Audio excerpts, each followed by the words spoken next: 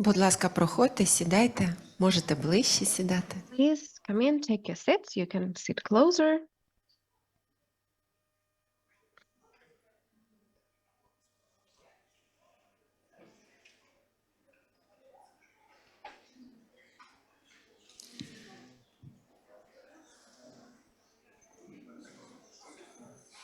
Колеги, всім доброго ранку. Good morning, colleagues. Сьогодні наш Energy Day. Today we have our Energy Day, and we would like to start it with a minute of silence. So please stand up and let's honor our deceased heroes.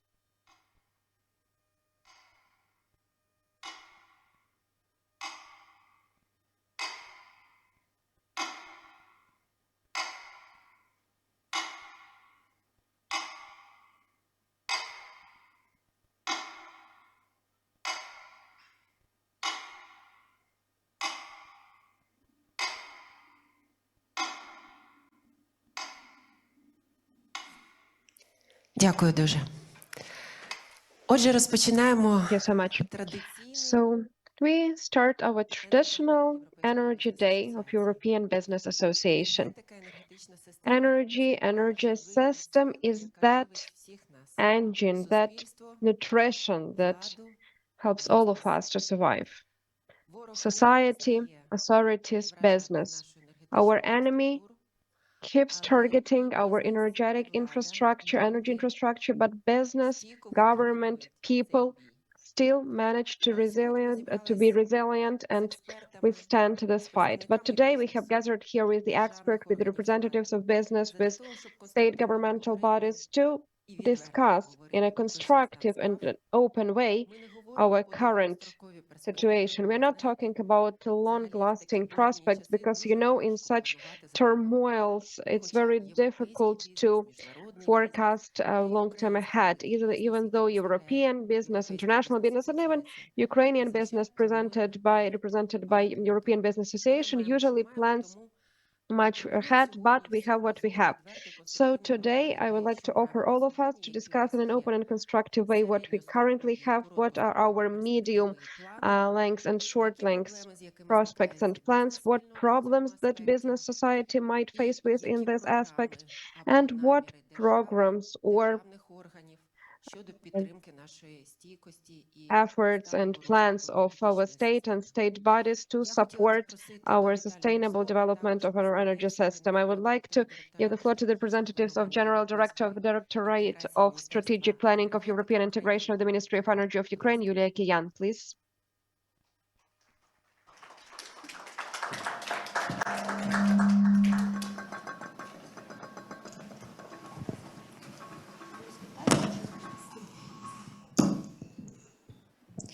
Доброго дня, шановні колеги, представники Hello, dear бізнесу. colleagues, representatives of business. I see lots of familiar faces. For us, any kind of events about energy is extremely important for us as for the Ministry of Energy, because it is extremely crucial that we talk about the problems and that we try to solve them.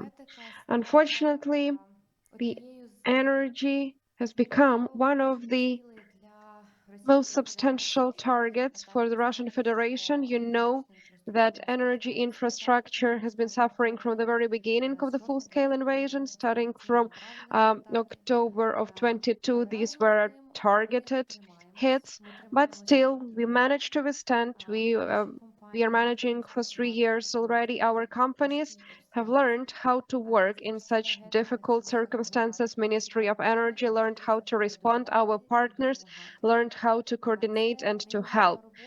It is a tremendous work, and sometimes we are very happy to hear when international partners were saying, we don't understand how you still manage to work, how you still have energy, how you still have electricity, how you do not forget to think about the future, because we are not always solving the problems, but we also do not forget that we have to build some plans, look into the future, plan some steps to be ready in that moment when we already can stop making our reconstruction the first priority and put the next priority, its modernization and development. When they ask us this question, we always answer that it's a teamwork. It's a difficult work of people in the fields and places. Amazing energy specialists that do something fantastic when it looks like it will never work ever again, but it is still working. It is work of the ministry, business, the ability to hear. We help not only the state sector, but also private sector, because energy is such an ecosystem that should function in symbiosis. And as I have already mentioned, it is this great work of our partners, international partners, that have believed that we are able to recover. They have seen clear mechanisms how they can help, and that's why we have managed to achieve the result that we have right now. Thank you, Yulia. From my side, I would also like to express my gratitude to our partners of today's event. It is the tech company Helios Strategia company and Berlin Economics in particular, because they're also going to present the results of their research today. So now I would like to give the floor to Robert Kirchner for the welcoming word, the head of the group on ecology and energy. Robert, please, the floor is yours. Thank you very much, Svitlana. I hope We everyone don't hear you. I hope everyone can hear me. Can you hear me? Can you hear me? So we hear it on the device, but not. We can hear you in the Zoom, but they cannot hear you in the audience, unfortunately. I think I cannot do anything on my side. No, it's they are trying to figure it out. Yeah, just give me a signal when it works. Sure, I believe they will inform us.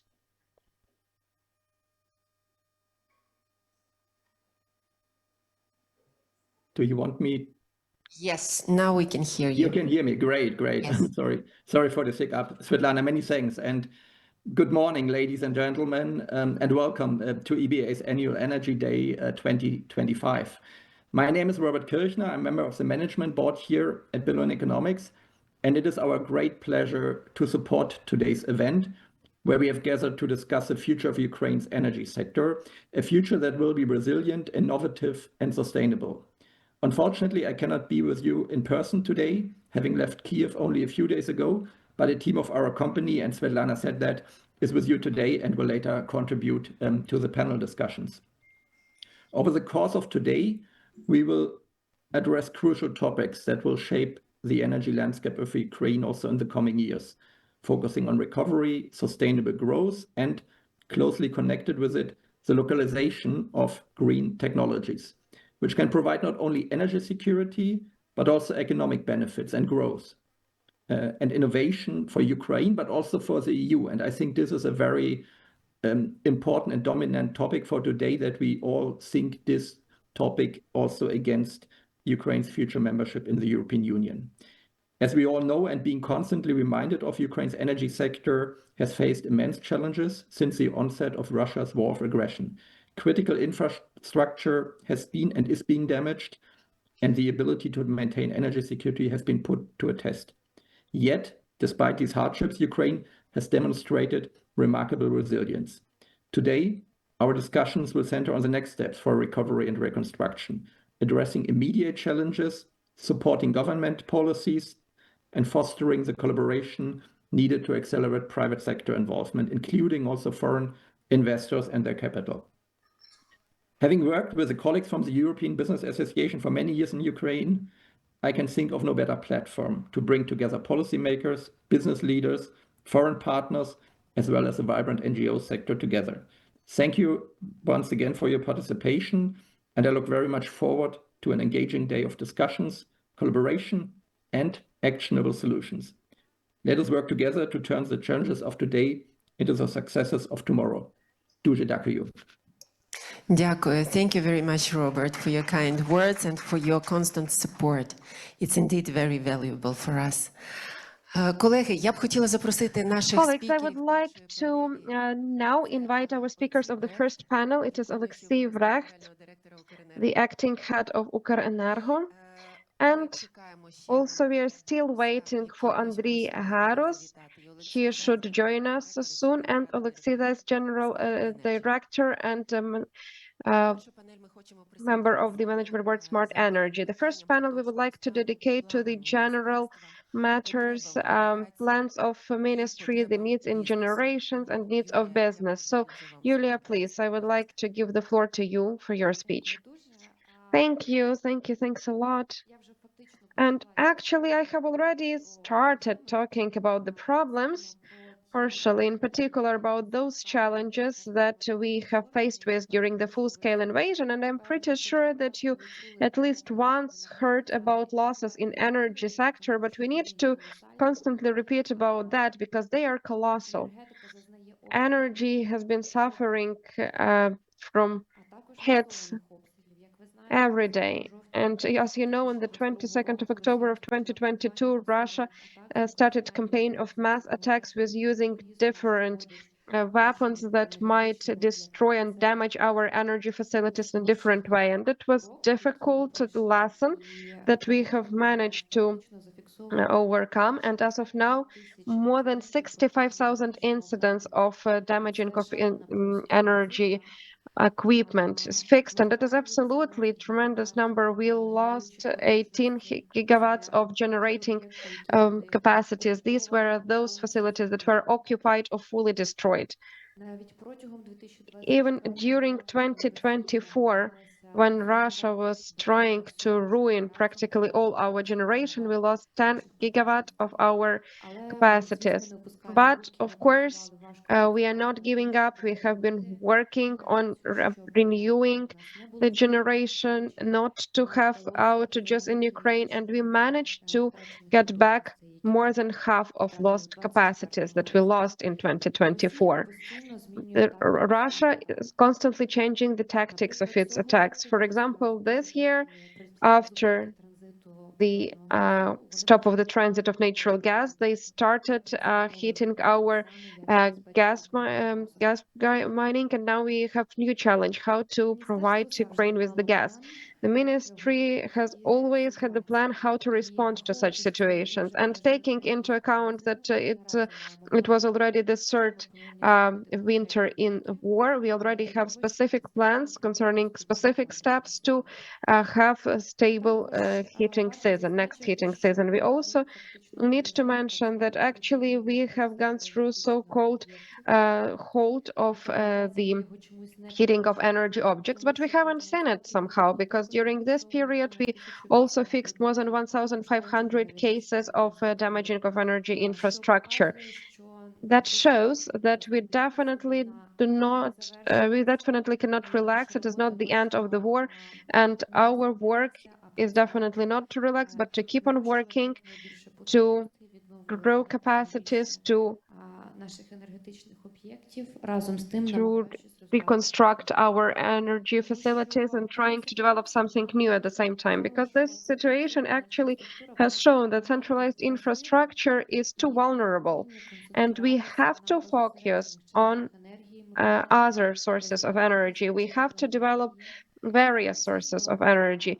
Of course, Ukraine has already informed about a green transition, and you know that during the war we adopted energy strategy that actually says that in our energy balance we need to have more energy, green energy now. The problem is that first and foremost we have lost a lot of it. We had lots of gigawatt occupied of green energy. Second of all, unfortunately, we are living right now in such situation when we cannot afford to focus on such things fully, because for survival we need to recover our main old generation, even taking into account the fact that we understand that there is a green transition, we are updating coal generation, but still, even in this particular case, we understand that sooner or later, when the situation is stabilized, we are going to focus on green energy in particular. Even during the war, even during such difficult times of recovery, we have never ceased our moving towards European integration. The ministry is now in very active phase in supporting bilateral meetings with the European Commission at the beginning of July. We are working on our legislation. We are working on the legislation on gathering markets, that is joint work together with the Parliament, together with the committee. We are also looking at what changes we might have in regulatory-wise in legislation to simplify actually recovery, the process of recovery for business, and also building of new generation. For example, last year, when one of our priorities was to build decentralized gas generation, Ministry of Energy, together with other central central bodies of executive government, actually adopted some changes that helped to make the permission obtaining faster. And we also have initiatives that are working on taking off duties from some types of energy equipment. This work has been done with the understanding that if we have such task for energy companies to do something in a fast way, we have to help them to do this as fast as possible and not just to give them this task and to wait. If to get back to our current situation and recovery matters, the Ministry of Energy has developed several main mechanisms of helping business. First and foremost, it was the humanitarian hub of energy support and help. We have been working with our donors. They agreed, and as of now, we already have more than 24,000 tons of energy equipment, starting from transformators, finishing with some kind of small equipment, muffles, and so on and so forth. We have centralized such supplies. We once again prepared legislation that is regulating for energy sector sending of such equipment. And we have also showed our donors that we can coordinate it. That's why we got such significant aid, significant help that definitely helped our energy companies in the process of recovery. Of course, it's a drop in the ocean if to compare it with what was ruined, but at the same time, let it be at least something, because at least we can put everything together. The next mechanism was also initiated by the ministry with the support of our Euro Commission, and it is the Fund of Energy Support. It was created for those donors that would really like to help energy, but they did not have such equipment that our system needed. But nevertheless, they were ready to provide us with funds. And here, the main role of the ministry was in the fact that we had to create such a mechanism on such a level of transparency that donors are not afraid to send their money to Ukraine. We know how they treat tender procedures in Ukraine and procurements, and we understood that it could have been potentially a problem. That's why we developed this mechanism where Ukraine and the ministry is not participating in tender procedures. Ministry of Energy is responsible for critical needs, verification, and justification that this specific equipment is the most critical for procurement. Funds provided by donors did not go to Ukraine or to energy companies directly. They went to the Secretariat of Energy Community, and that's why there were absolutely no questions concerning using of such funds. And tender procurements were done by independent procurement agencies. We were working with one of them. Now we have the new one. So what's the result of this work? It is more than 1.1 million euros that we managed to accumulate in the Fund of Energy Support. Probably we would never be able to get this amount of money that is United even raised a little bit less, because we managed to demonstrate that we can make this mechanism as open and transparent as possible, and we can give explanations on all the stages if there are questions, and to respond actively and in a fast way to some things that we need to change. This work has to be done in the future as well, to any processes that have to be changed, that have to be launched. We also have cooperation with other donors, international technical projects that are active, that have been actively helping and they're working directly with the companies through the ministry as well, because we were the main coordinator of all the processes and we had more comprehensive information sector-wise. It's a huge amount of work performed by the ministry, but also by the energy companies as well, because they did show the results of their work locally. They function and operate under the shelling. They are looking for out-of-the-box solutions. They learned how to use the equipment that was never used before in Ukraine. They got trained how to use novel equipment that was brought in from various European energy companies that actually dismantled and took the equipment apart to share with Ukraine. So the results that we have are founded and based on the big amount of cooperation. Back to our plans for 2025. First of all, we will keep on our track to European accession of Ukraine. We will focus on green energy. We have our foundation as nuclear energy, and we will involve in the process of green energy. We will involve gas generation and geothermal and any kind of solutions that will enable us to decentralize the sources of energy, because it is very difficult to protect a huge energy infrastructure. It's very difficult to function in the conditions where there are areas with ultimate energy deficit and when they're connected with transportation, energy transition networks. So the more decentralized the system is, the better it is for Ukraine in the future.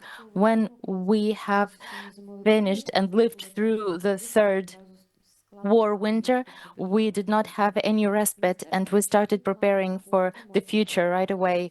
The ministry has very specific plans for renovation and including the exact terms, what other measures need to be undertaken and what else needs to be added in terms of energy generation to ensure the stable operations.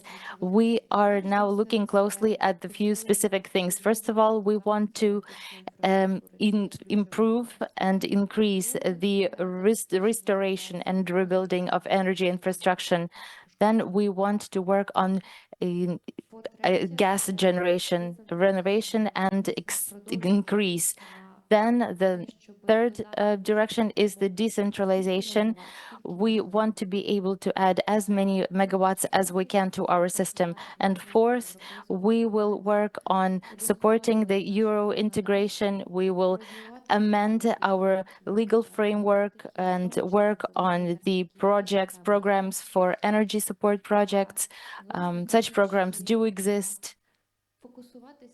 So we want to focus on the future. We really want to take the investment alley, because we need to be aware that grant funding will finish and we want to be ready to for the moment when investors will be ready to invest in Ukraine. So we are reaching out to our energy companies. We're promoting the programs that will be financially profitable when the situation stabilizes. Therefore, there is a lot of work still that lies ahead of us in terms of recovery. But we do have a vision. We have a strong vision of the future. We're willing to hear the business needs. We have our ears open to our partners, and we're always willing to contribute and to support to anything that will help us create a strong and resilient energy system. Yulia, thank you so much. Let me contemplate a little bit. on what you said. It's true that supporting green energy is crucial. You mentioned the customs benefits for certain energy companies.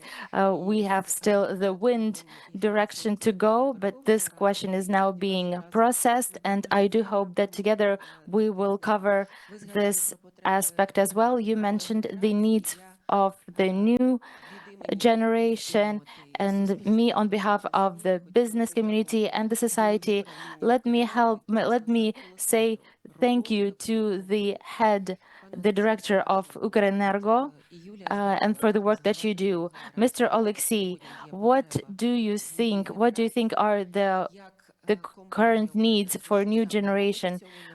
What does Ukrenergo do in this aspect? So just to begin with.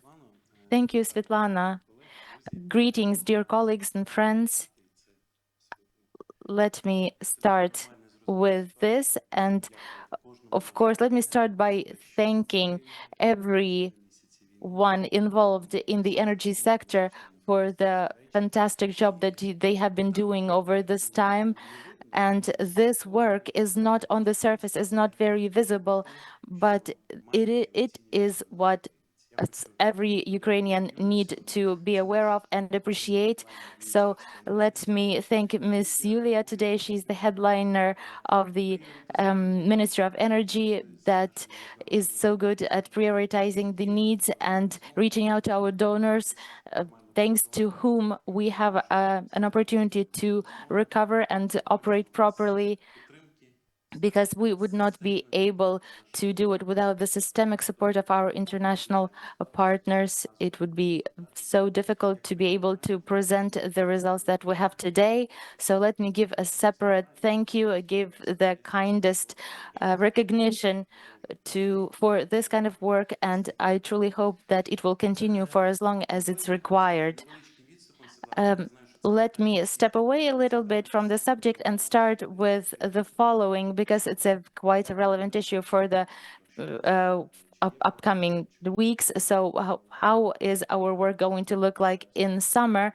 How are you going to operate? So at the moment, the situation in the system is under our control. We are almost fully supplied the energy source, and the question of including engaging import, it has solely commercial nature to it, in order for to be able to cover the needs in the so at the moment we're both importing and exporting electrical power, but we are not aware of whether shelling will happen or not. But at the moment, we are confident to say that we are very prepared to the summer and will be prepared for the winter as well. Regarding the needs, Yulia already mentioned, let me repeat here, that as part of the report, we are making a focus on developing the renewable energy sources, and I will continue talking about it because we have a certain disbalance of certain types of renewables. And we will be happy to talk with the head of the committee and businesses regarding how we can develop not only the all-time favorite kind of renewable energy that everybody's likes, but there are also other types, the wind energy and others, the potential of which is not explored, and it's huge in Ukraine. Regarding the facilities for wind generation, there have been certain documents signed, and for the next 10 years, we will need to add over two so we will need to balance out the energy system, and 1.5 gigawatts of facility for energy storing that at the moment is being developed, including thanks to So there is specific sessions held by Ukrenergo starting from autumn last year, and we were able to engage and cover the needs of the energy sector for regulation of 100% of reserve, and it is the capacity they need that are aimed to balance out and be integrated in the energy system of Ukraine. These actions were performed by the ministry, the committee of Verkhovna Rada, and this gives a very good driver, a trigger for extending the generation. And we're expecting the first facilities of generation that will be commissioned very soon, and they will help us stay strong through the upcoming winter. I talk a lot about this, and that we are preparing for the winter. We're resuming the operating capacities of our facilities. We're working on protection measures, and because it's another task, another challenge for us to be able to protect our facilities all through the winter. And there are certain more issues that I would like to bring up regarding our upcoming tasks, but I don't want to jump ahead of Andriy Mikhailovich, because there are the issues that I wanted to mention had to do with the auctions that will take place before the winter season, that will enable us to get energy from our European partners based on long-term contracts. We are counting on the same scale of capacities for the winter, but we do have a plan, and you will hear about it, that it will dwell on extending the capacity on making the infrastructure and system safer and more efficient. Thank you so much. A brief question to you. Do you think we are protected enough? The energy facilities are protected well enough? And so, for example, us as European business community, what can we do to help you maintain this kind of protection? If we're talking about Ukrenergo facilities, I will not give you unnecessary detail, but in general, let me say that we have the number of facilities that need to be protected, that will enable us to live through the winter with taking into account the level of threat that we're facing. Of course, we would like to say that the corresponding security units would not only cover the energy facilities, but also our colleagues are well protected before the start of the heating season. But based on what we see for over the last 6 months, the focus of attacks of the enemy was not only on the system facilities, but also the distribution network. And we believe that we expect that the plans for protection of these facilities as well will be developed and implemented in the nearest future.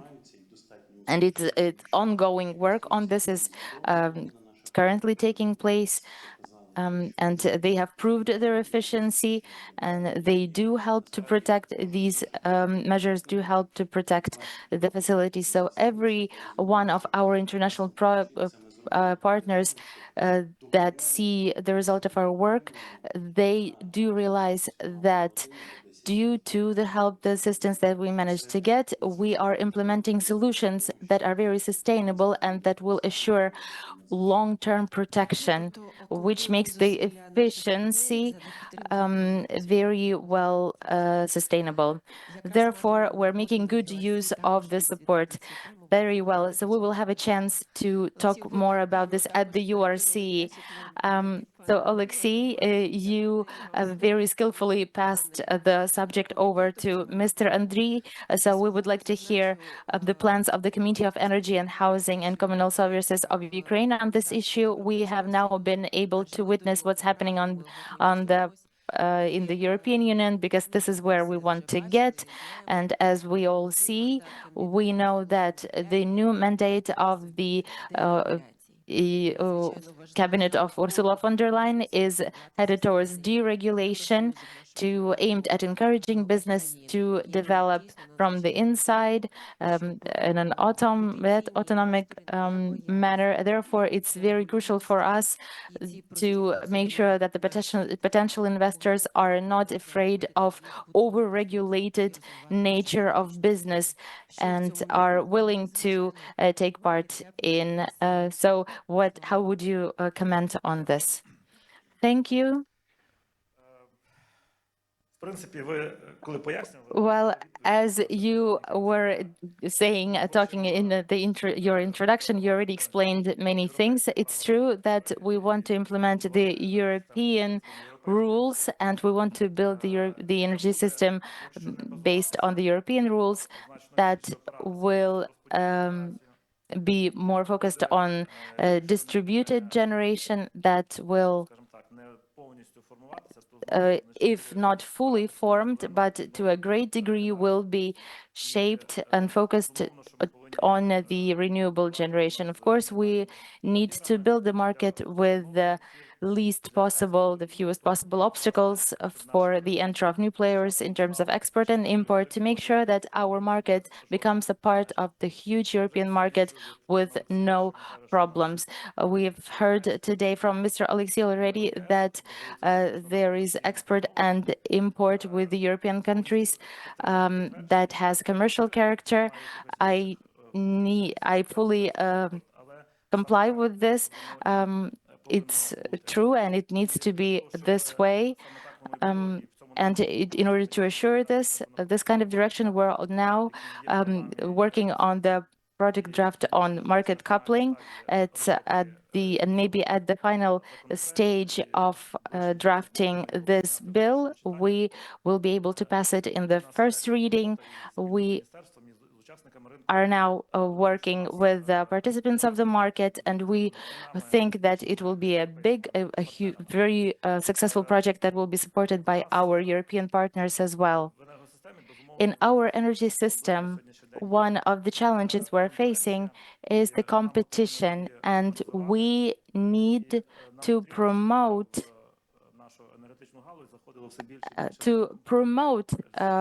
at the entry of new companies that will bring in new projects that will work on the market area and create market prices. But it's also important for us, for our energy system, to make sure that the areas that are technically beneficial are prioritized. We need 2.2 gigawatts of high manure gas generation and 1.5 gigawatts of facilities for energy storage. So this is capacity-wise. What about the scale? So 1.5 gigawatts of capacity for storage, it means that 3 gigawatt hours of holding capacity we need to be able to produce. So as far as I understand now, if we're talking about the priorities of today, the most highly manured generation for energy storage, it's probably one of our main needs. So what we have in our energy system currently is lack of flexibility. So this is what we need. Additional flexibility will make our system more resilient and stable. Unfortunately, we rather often face a situation where our system is regulated by outages. So it's either a consumption outage or generation outage. So it is not the correct thing to do. It's a sign that the system is not optimal. And this is something that the consumer needs to cover with additional costs, additional payments in order to support. So the reason I'm talking about this for such a long time is because I'm very happy to see that, and this is actually what we are trying to do on the regulatory level, when we talk about implementing the energy storage facilities. For example, the company OKO started this kind of project in the western region of Ukraine, and there are many projects that are being implemented for a hybrid systems, including energy storage. So such projects are something that we need the most, and such projects need the most assistance possible.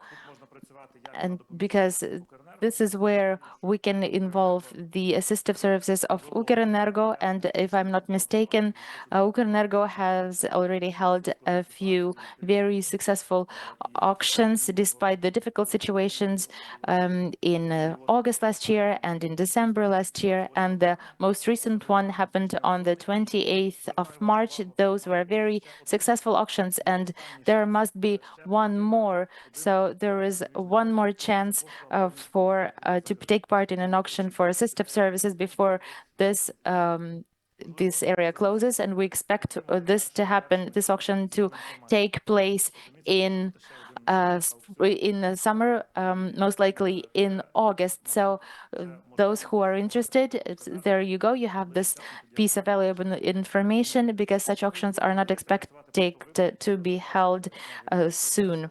And then it's another approach is to get the energy stock at night and in morning hours to store the energy and then sell it on.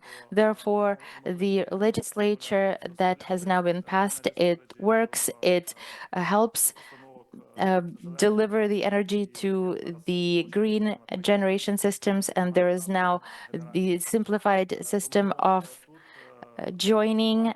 So in this direction, we have done a good job, and we have seen the good results this year as well.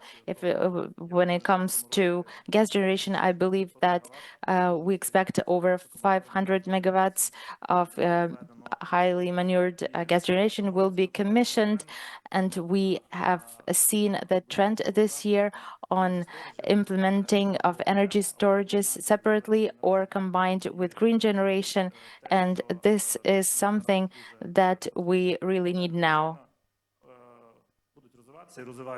Also, of course, we are going to build some other energy stations. There are lots of companies, there are new companies that were not present here before, that were not participant of this market of energy. And that's great, because the more companies, the better competition, the bigger competition, and actually consumers benefit because of this, because they have lower prices and better quality of services. But I think that with the time, solar energies in its majority will be built in the combination with something, for example, with energy storages. So that's it in a nutshell. Thank you. Thanks a lot. By the way, your last statement and the example of this is actually this example of our companies that are in our energy committee that keeps on introducing a Gallia strategy in our country. So Yulia and you, Andriy, have mentioned about gas generation. I would like to get to Alexei, Smart Energy Group. Alexei, in general, how can you assess the situation in this area? In mining, what's the situation? What are the challenges the business is facing with? How the state can support the company in particular, so that it it can develop properly. Thank you for a question. First of all, what is important for our sphere, it is safety. It is not a secret that probably this winter was the most difficult for our sector, because at the end of February and beginning of March, there were lots of shellings. They were a large scale. They shelled gas transport infrastructure and gas mining infrastructure. We lost a lot. We lost lots of capacities, but we cannot say that we did not have any other shellings up till this winter, but it was not such a large scale damages and such large scale attacks. For example, our company lost one facility in October 2023. It was a big one. What is going on right now? We finished the winter. We are out of the winter now, and now our sector is recovering in a very fast way. It is about state companies and private as well. Our colleagues are doing everything possible and impossible to reconvene mining again in a fast way. But what is the understanding in our sphere? What scenario we are not going to analyze? In any kind of scenario, whatever scenario we analyze, we're going to have very complicated fall-winter season of this year. What do we need to do? First of all, we need lots of gas storages, underground storages. We need to have these storages for all the possible scenarios. And we need, of course, to grow our mining and our extraction. And of course, we have to make it even bigger in Kharkiv and in Poltava region. Why? Because there are some limitations, network limitations. It is impossible to teleport gas very fast from west to the east. Our gas transport system works in a little bit different way. We know that our colleagues from oil and from Naftogaz import gas, and that's very correct, proper decision. And of course, private companies, they are also recovering from all those hits.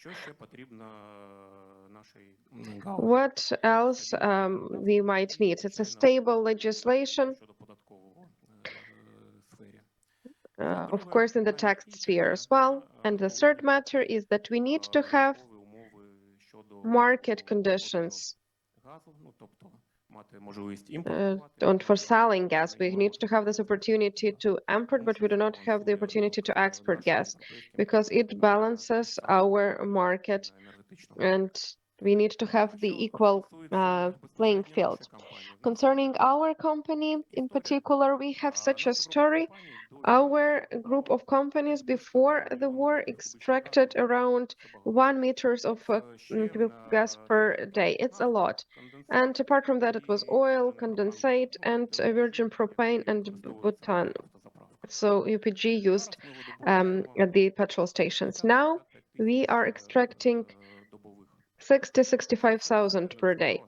So what does it mean? It means that we have not perfect sanction policy. Without any details, but one remark that I would like to mention: this story has been on for many years already. We were heard in June of 2024. Some sanctions were corrected and adjusted, and we got the possibility and opportunity to work and to extract gas. In October 2024, we managed to reconvene the mining, and in October of 2024, new sanctions for our trustee, for Cyper residents, without the small adjustments in brackets. So once again, we lost the mining of liquid gases and propane and butane production. And now our dialogue on all the levels with the government is that let's do what we already did in June of 2024. Let's have the small adjustment, and we will once again get back to large-scale gas mining business in the country, because we are Ukrainian business and we are paying taxes and also providing energy independence of our country. So what does it mean in numbers? If we manage to do that, if we manage to update our licenses again, then it's additionally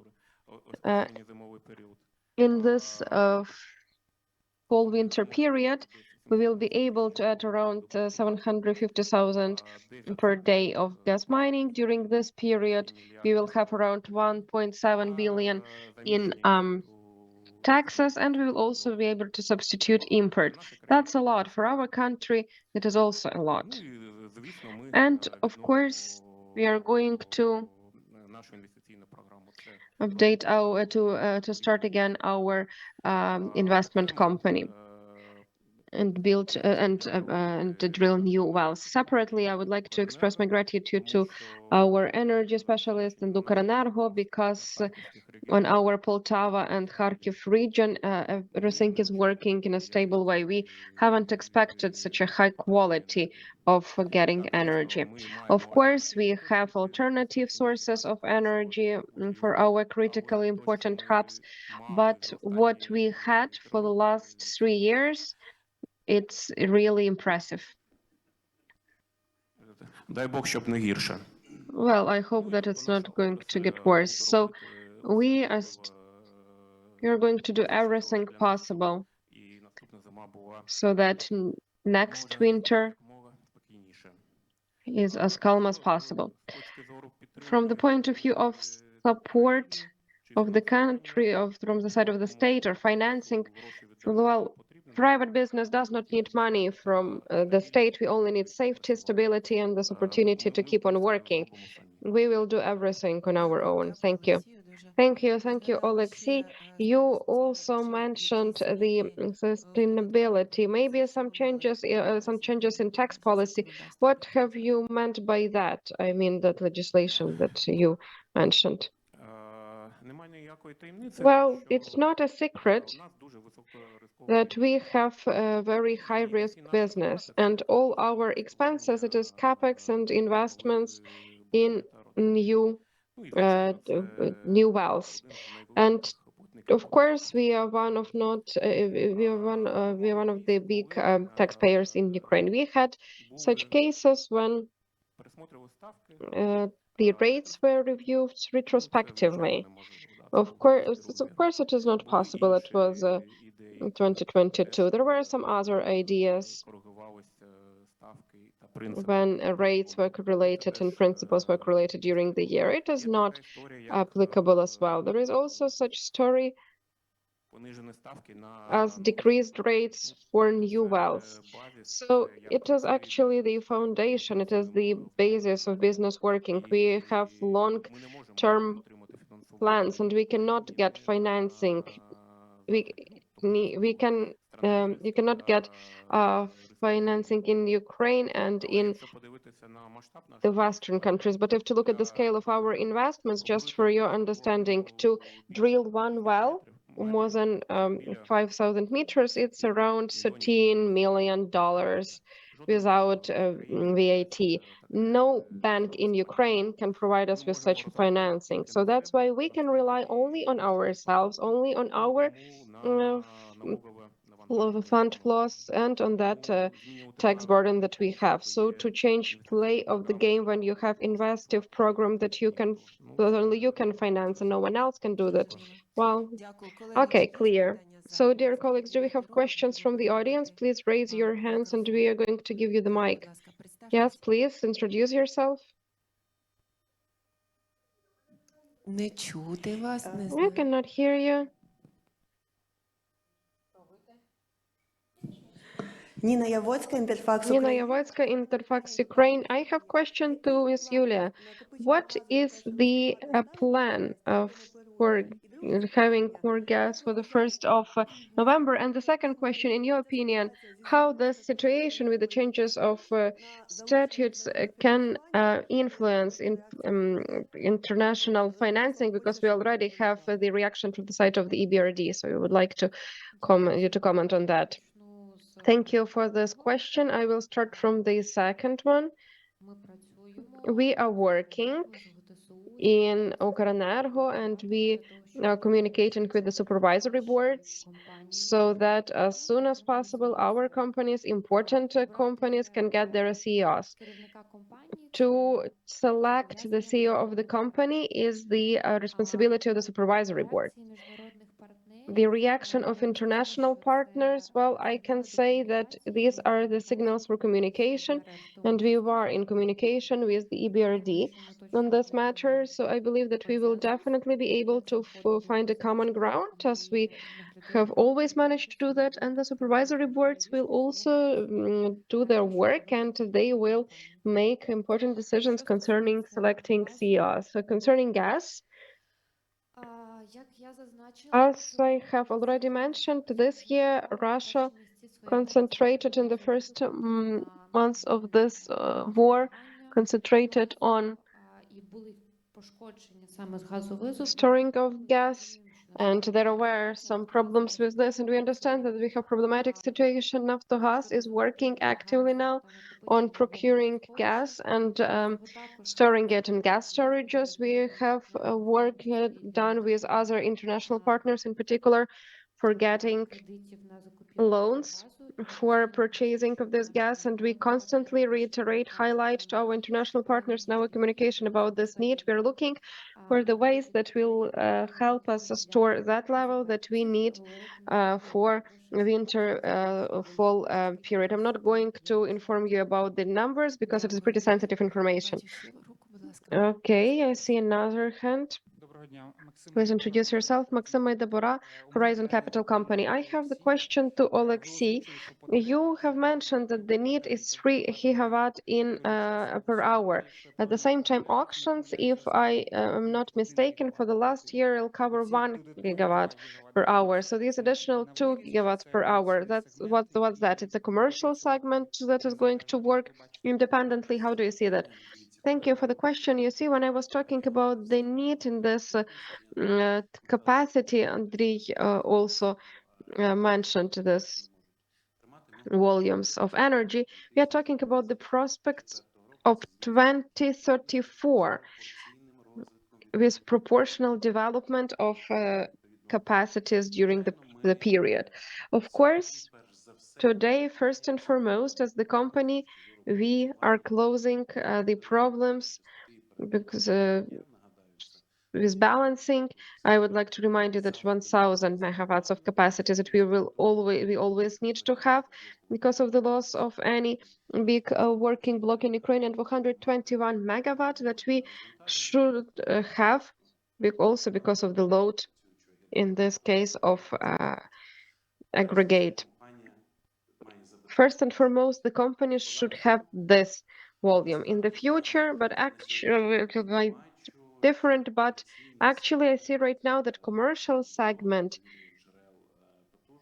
of developing certain facilities is developing as fast, thanking to the changes to legislation and normative legislation act. So in simple words, the company has done a lot already for involving investments and capacity building. The same is being formed on the market right now that will be using those economic leverages and segments that Andrei was talking about, and it will all develop harmoniously. So, of course, we are finalizing this process connected with auctions. Of course, we are monitoring all these events. I hope that among you we have companies and investors working and that know perfectly well what is the level of dialogues and discussions provided by Ukrenergo today and how much they help if there is a need in any question connected with certification, understanding of how everything is working. But I am absolutely confident that it is not the end of our work as Ukrenergo, and if there is a need, we will be able to talk and to do everything that we have done previously. I see that Andrei would like to add something.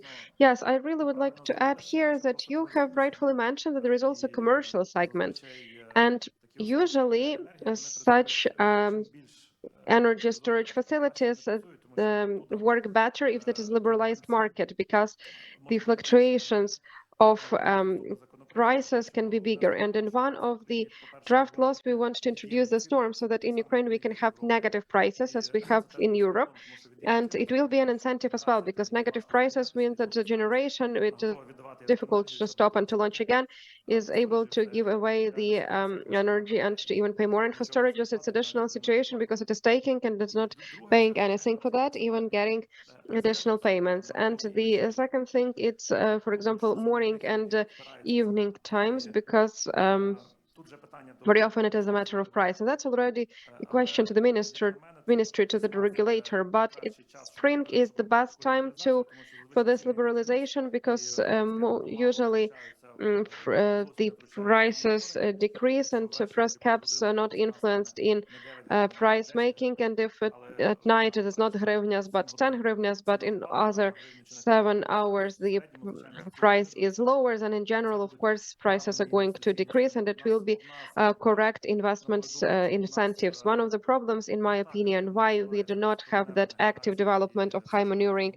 generation and everything connected with flexibility is that we do not have this fluctuation of prices that is available in Europe, and the difference between minimal price and the maximum price can be 300 euro, 400 euros.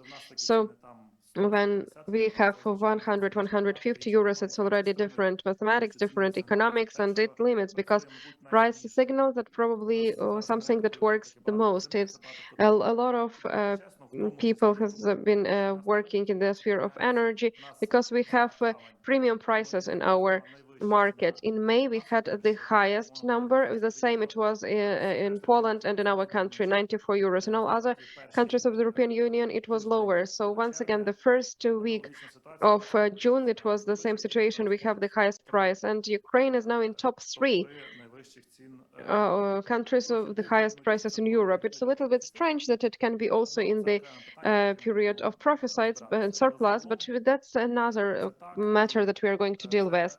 But generally, it is like that, and it gives signals to investors that they can build something here, or they can sell something and they will have return on their investment. But it should also be the right signals for right technologies. Relatively speaking, if we do not have that much sun in our energy, that we will not be reliable and sustainable energy system well developed. So these are risks. For example, as you probably have seen at the end of May, at the beginning of May in Spain and Portugal, it is the difficulty of energy system. When there is too much sun, it's difficult to manage it. So now we are focusing on high maneuvering and storage facilities, because they provide stability and flexibility to the system, and they also can prevent such blackouts that took place in Spain and Portugal.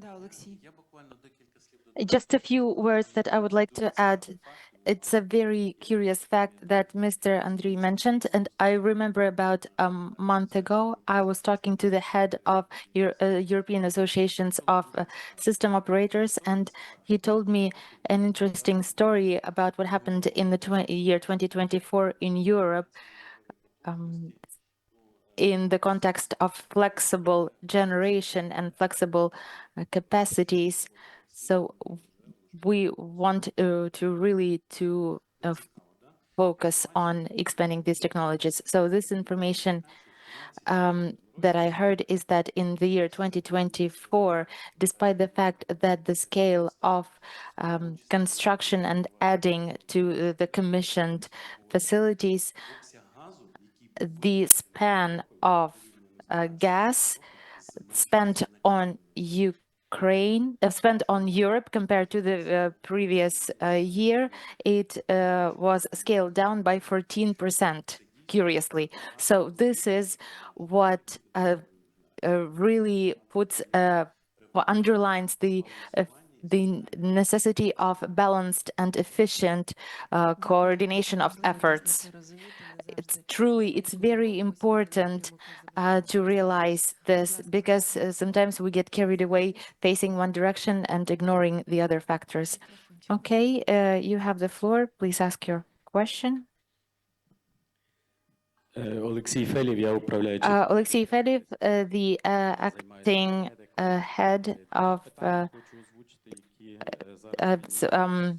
Let me ask a few questions that are also raised 2 weeks ago at the meeting of Mr. Merz and Mr. Zelensky. Question one is import for VAT on turbines that are being imported. So the parts are exempt and the turbines are not. This draft law is not getting the all-sided support. So is discussion still happening, or do we want to spur discussion further at the level of committees as well? And the second question and comment, they were talking about wind energy when it comes to state support, because when drafts are passed, the public support is now on industrial parks and the state support for investment projects. So when these two laws were passed, there was a green tariff for alternative energy, and at the moment the energy has fallen through the cracks. It is not there in the state support realm, and this issue is being raised. If we are supporting various initiatives, why do not we support the sector number one that's highly prioritized in terms of recovery? So energy places one for the recovery, and the public policy seems to overlook this sector. Please, Mr. Harris, would you like to respond? Do you want an honest answer or something that will please you? An honest one, okay. I believe that the chances of legally remove the VAT for wind turbines are very low. At the end of this year, the discounted rates for inverters, solar panels are coming to close. And the chances are very slim for them to be resumed and continued, because tax benefits, tax discounts is a very painful subject, because we have a lot of needs for a budget. We have lack of funding for the safety and security sector, and there must be changes to the budget to find additional resources to fund those sectors. And also, honestly speaking, I believe that it did play a certain part. I'm not sure that there is critical need of this actually now, because we had a huge lack of generating capacity, and we have seen a lot of solar panels entering and has gas turbine systems. So the critical need is no longer there. So it was mitigated. And before the end of the year, the discounted opportunities are still there. And I believe that it's better to act now and use the opportunities that are available than to wait out and hope for new opportunities.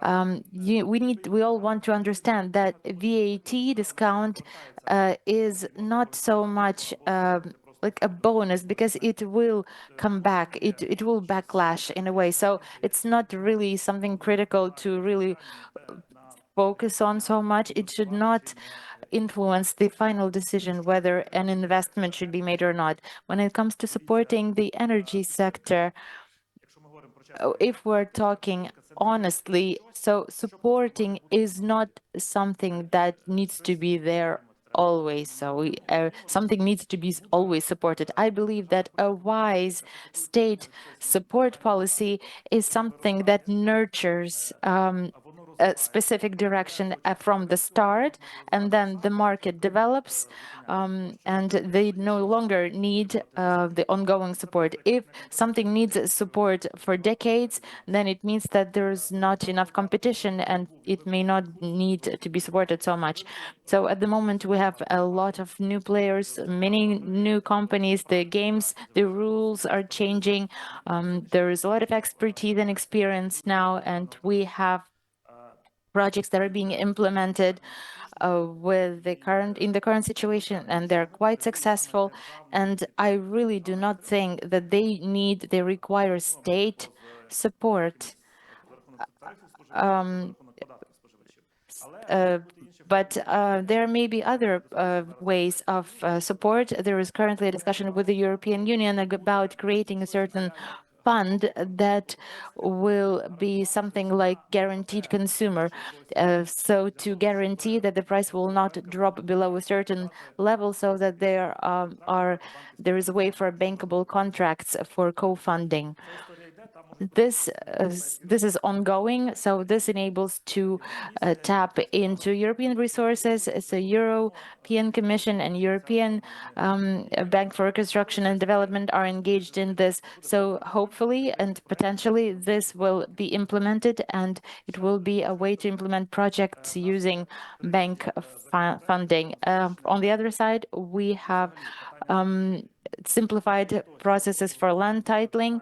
So if any of you present here want to build a wind power station in Ukraine, you have been able to witness a huge difference for implementing this kind of project, because it's very well supported and it's much easier to do in Ukraine now.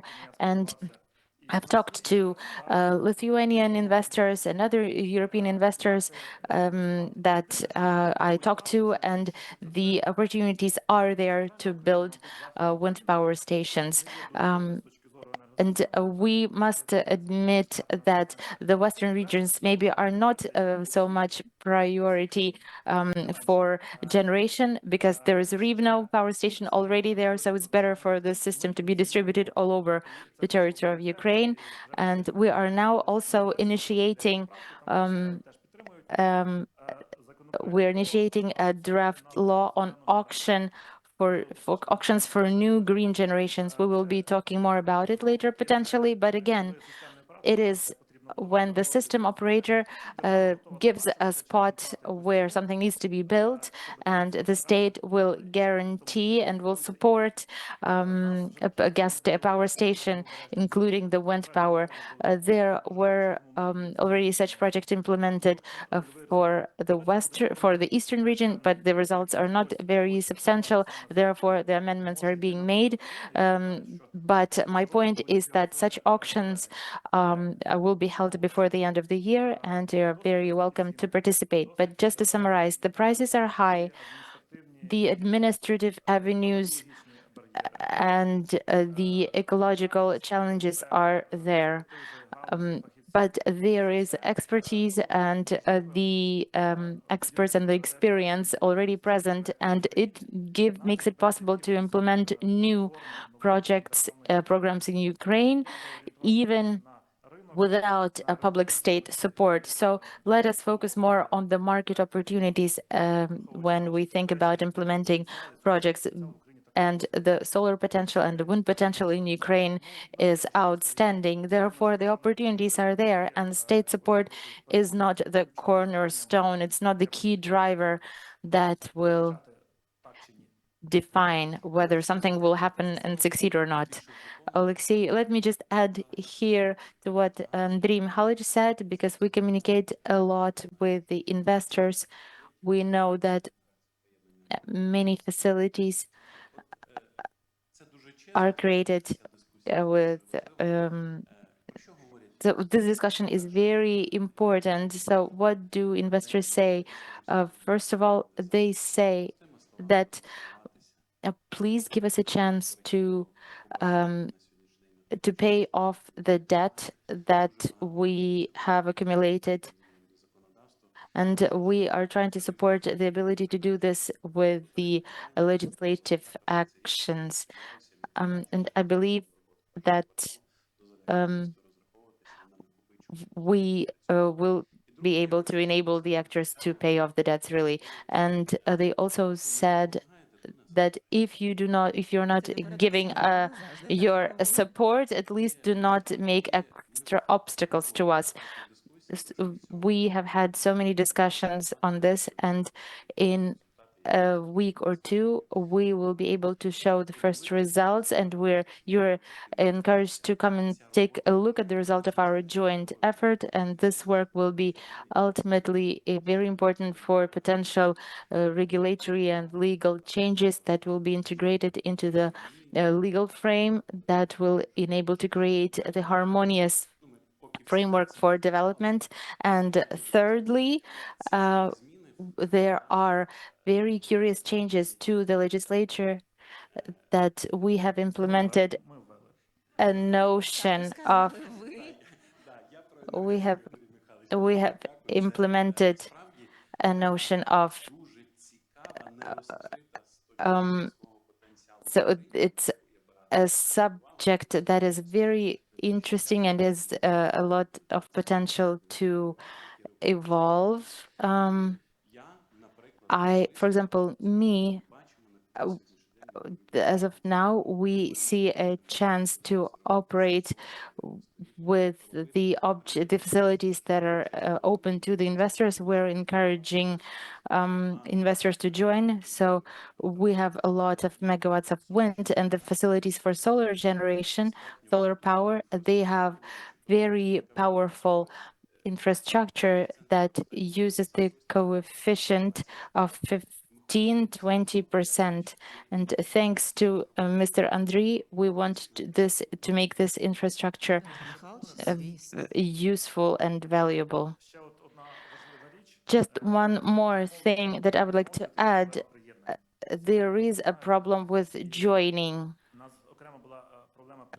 We had a problem of joining to the substations of Ukrenergo. So the system is slightly different from Oblenergo. It was given away for free. So the technical specifications were handed out freely, and the land was also quite available. And such actors entered the market offering inadequate prices. And what happened was that we had technical specifications that were occupied, and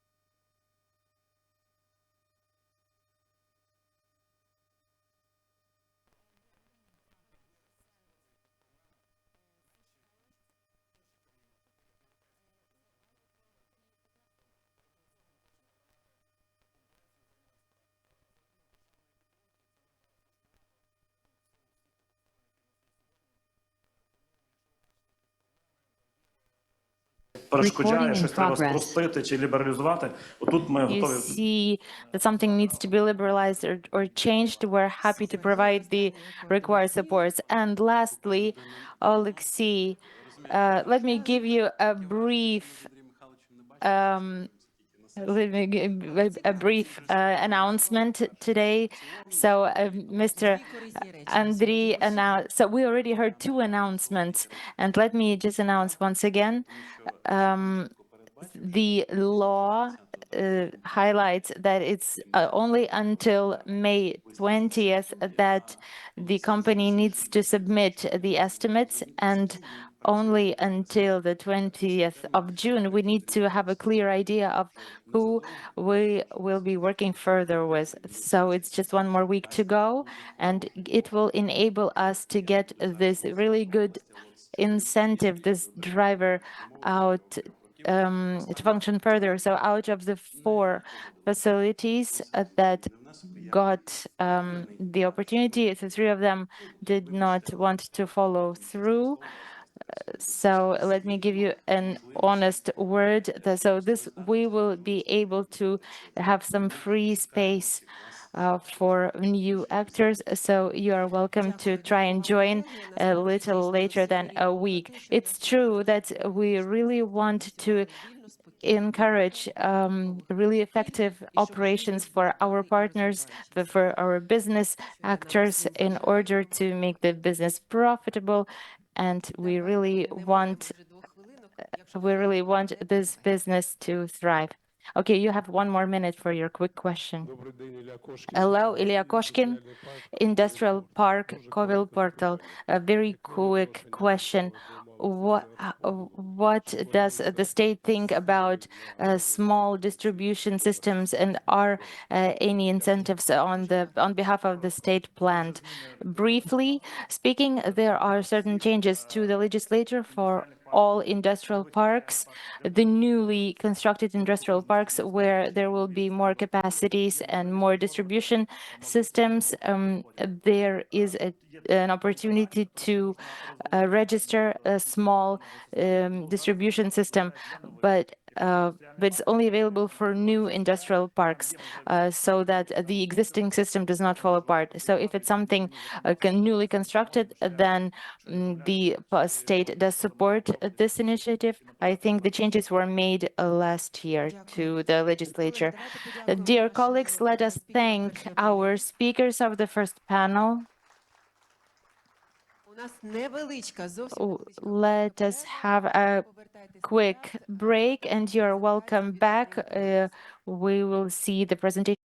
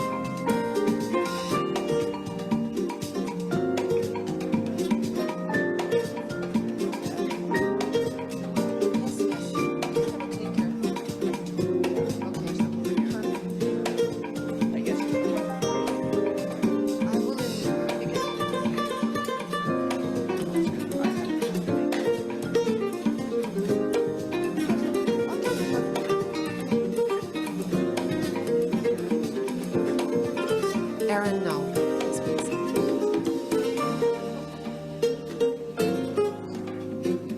No, he stays here, but he goes back because he's not. Oh, maybe he speaks. I don't know. I speak English with you, you know. Okay, now I know his secret. He understands. Колеги, я прошу займати місця, і ми починаємо нашу другу панель. Colleagues, please take your seats. We are going to start our second panel.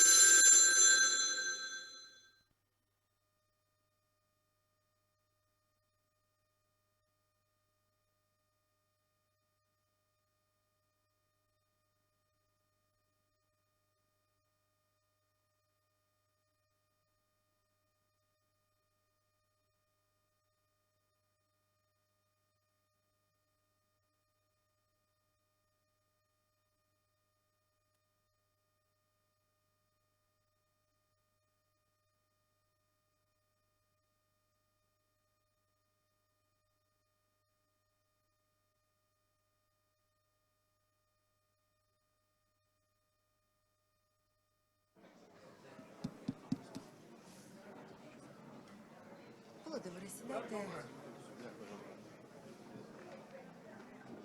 А ви поруч з Павелом, да, Павел тут сяде. Да.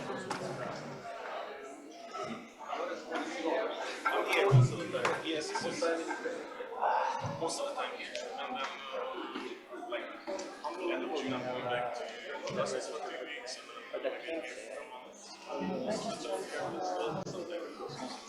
We have a lot of people.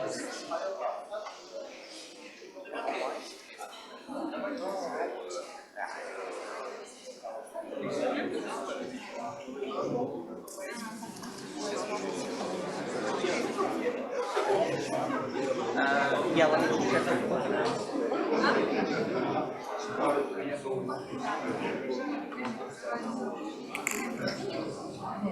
Afterwards, I want to committee and our members. Yeah, I mean, so we'll need that. But yeah, Or I can share my WhatsApp. yeah.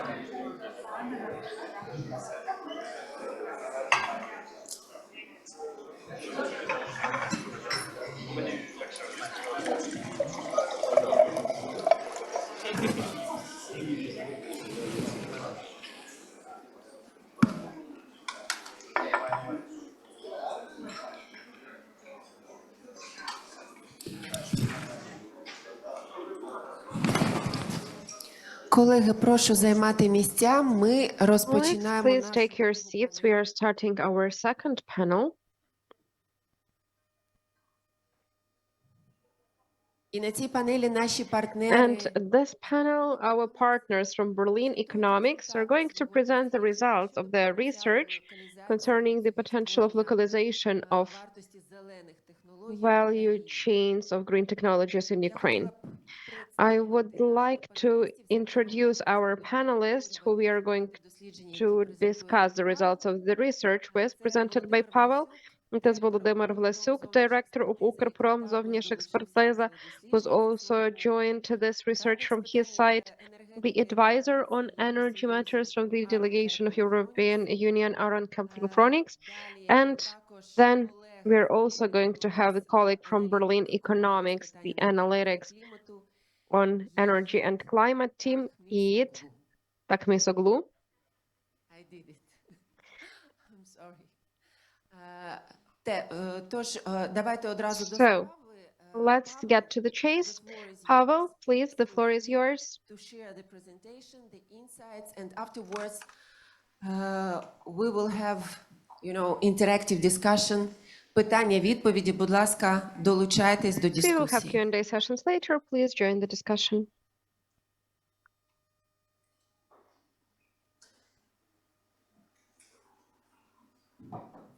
Excellent. Thank you so much for the introduction, Svitlana. Good afternoon, ladies and gentlemen. It's a pleasure for me to be here in Kiev with you all again. My name is Pavel Bilek, and I'm one of the co-authors on this new study, upcoming study that we will be publishing soon on the localization of green technology manufacturing value chains here in Ukraine. We co-wrote the study with some of my colleagues in Berlin, Yiğit Tamisolu, who's here on the panel, as well as Henrietta Vesa, and in collaboration and in co-authorship with our partners from Ukrainian industry expertise, represented today on the panel by Volodymyr. Of course, none of this would have been possible, so we are also very thankful to the European Climate Foundation for their support and assistance on this project. So today I will be spending about 20 minutes going through the main findings of the study, discussing both the quantitative and qualitative aspects, as well as broader implications for what this means for Ukraine. So let me kick off. There we go. So as we all know, the rise of renewable technologies in the last few decades has been phenomenal, driven both by technological progress and decreasing costs on the supply side, but also the need to decarbonize our energy systems and given energy security imperatives as well. But while this uptake has been massive, even in the last 20 or 30 years, it is still nothing compared to the levels of deployment that are anticipated in the coming decades, providing a massive economic opportunity for manufacturing countries. In the last decade, most of this manufacturing has localized or relocalized to China, but what we're also seeing is a broader global reconfiguration of supply and value chains, which may create so-called green windows of opportunity for other countries to benefit as well. And so this brings us to the rationale for and why we did the study, and why we thought that the localization of some of this manufacturing in Ukraine could make sense. So we see three primary reasons why a rationale exists. The first one is increased domestic demand in the coming years and decades as the energy system reconstructs. And we already heard a lot in the first panel about the need to integrate greater amounts of renewables into the system. The second one is more theoretical. So manufacturing has historically been a fundamental driver of economic growth, and we believe that the revival of the sector here in Ukraine would contribute to both a during war and a post-war economic reconstruction. And finally, and also just as importantly, Ukraine is on its pathway to an EU accession, to becoming a full EU member. And so we see opportunities for Ukraine to help contribute to EU climate and energy security goals and become a trusted partner in the actual production of these technologies. But while these reasons are in themselves already fundamental, we set out to provide a first comprehensive economic assessment of the competitiveness of the localization of these three sectors: of solar photovoltaics, of wind turbines, and of lithium-ion batteries. And the first step in what we did, and I'm not going to spend too much on this, was assessing the key building blocks of the manufacturing sector competitiveness here in Ukraine. We assessed the existing industrial base, including manufacturing, technological complexity, energy supply, and logistics and transportation. We looked at the important critical raw minerals angle, which I will discuss more later, including both the potential upsides in terms of opportunities, as well as some of the barriers. We looked at the human capital dimension, including the cost, skills, but also shortages that have been imposed due to the war. And we assessed access to finance and broader financing rates in general, the innovation landscape, including levels of public and private support, and linkages with other sectors, as well as broader regulatory requirements. So now I will begin by presenting the three value chains that I discussed one after another.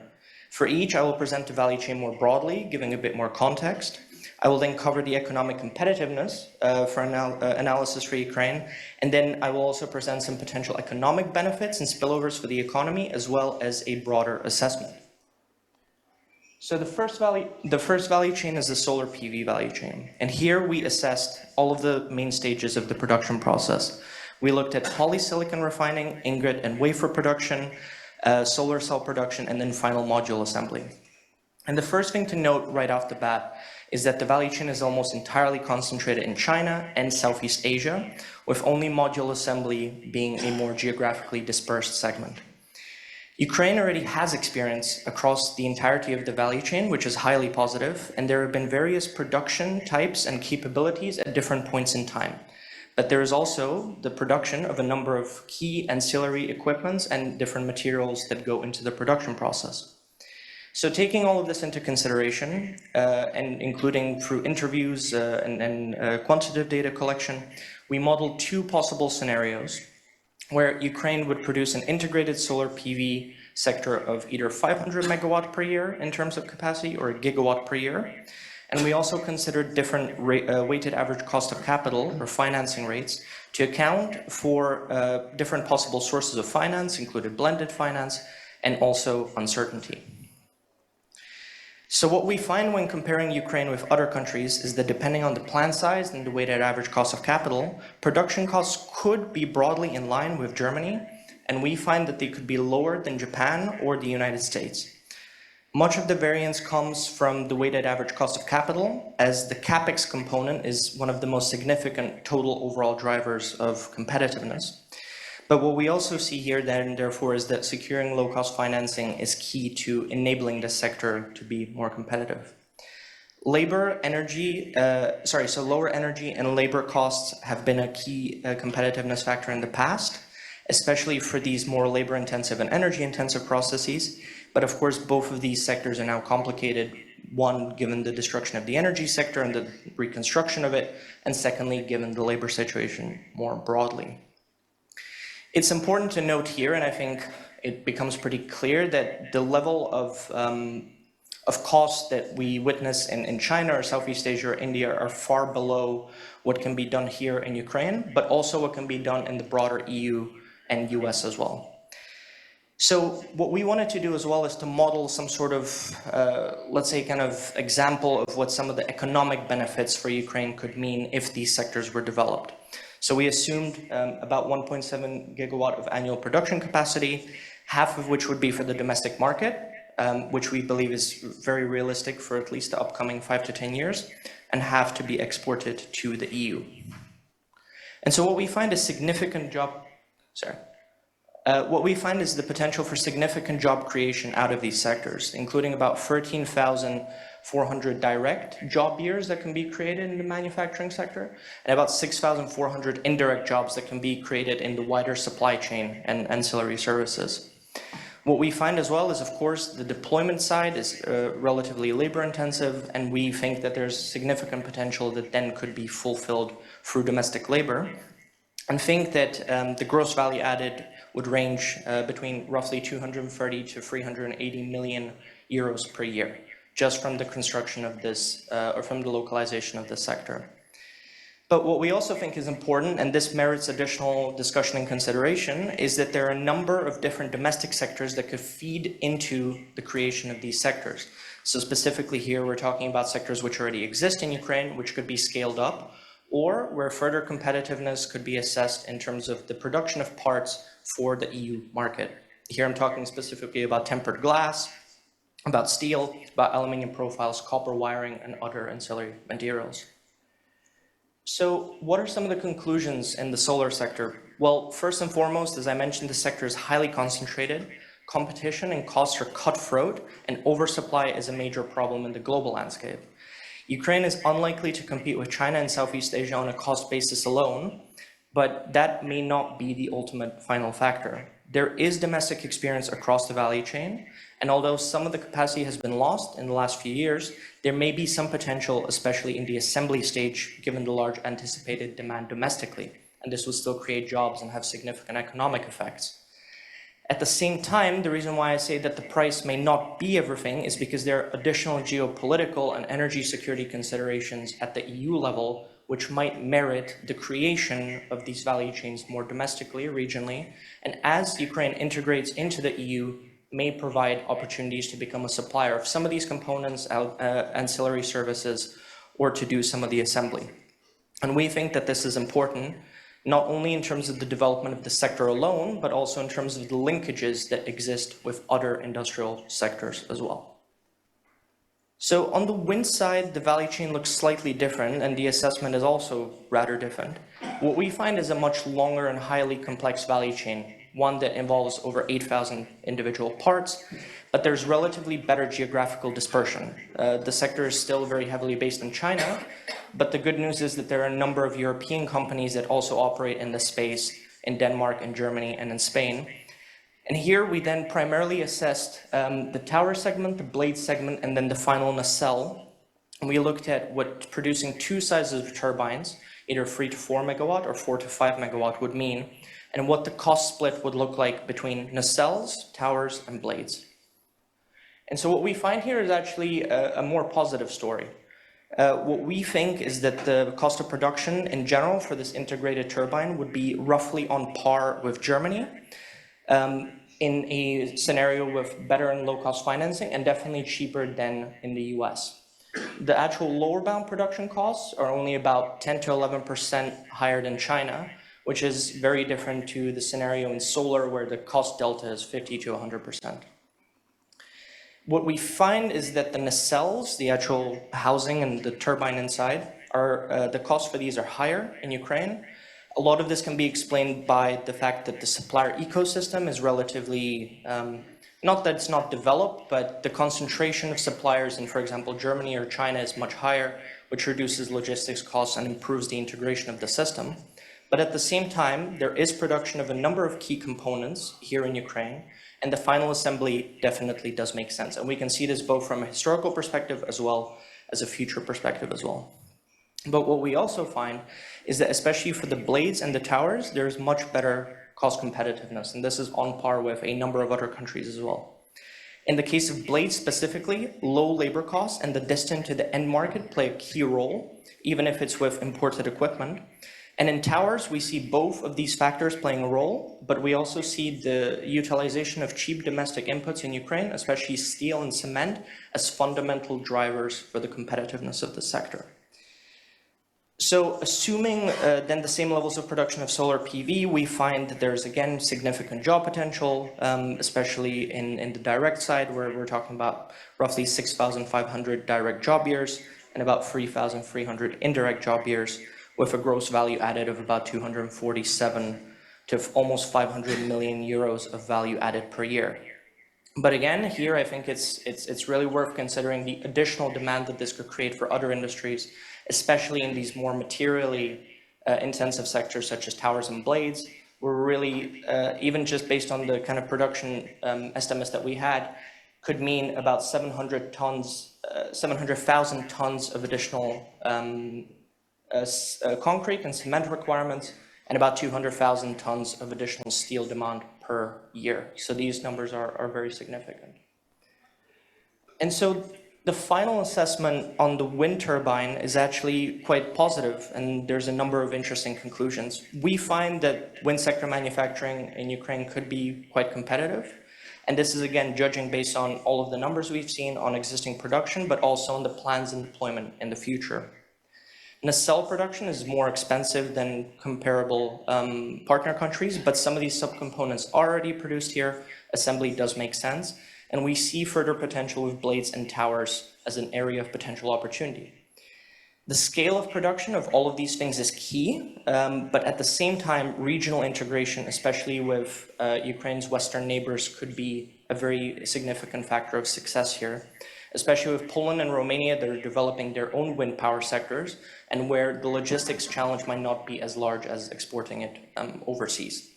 So again, material and ancillary components and inputs could prove lucrative, but at the same time, with a lot of these sectors, especially the high emissions ones, the existence of regulations such as the carbon border adjustment mechanism will have an effect on the export competitiveness. So this has to be borne in mind.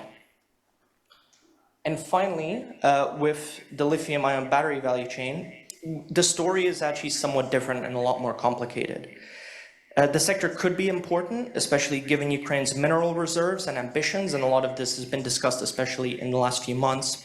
But the value chain at the moment is very heavily concentrated, especially with Chinese and East Asian companies. And the story of the lithium-ion battery sector in Europe has been very complicated with a very high-profile bankruptcy recently that effectively means that there are almost no real European manufacturers. So Ukraine's position in the value chain at the moment is still quite limited. There is, of course, some critical raw mineral production. We're talking about manganese, graphite, and a number of other minerals.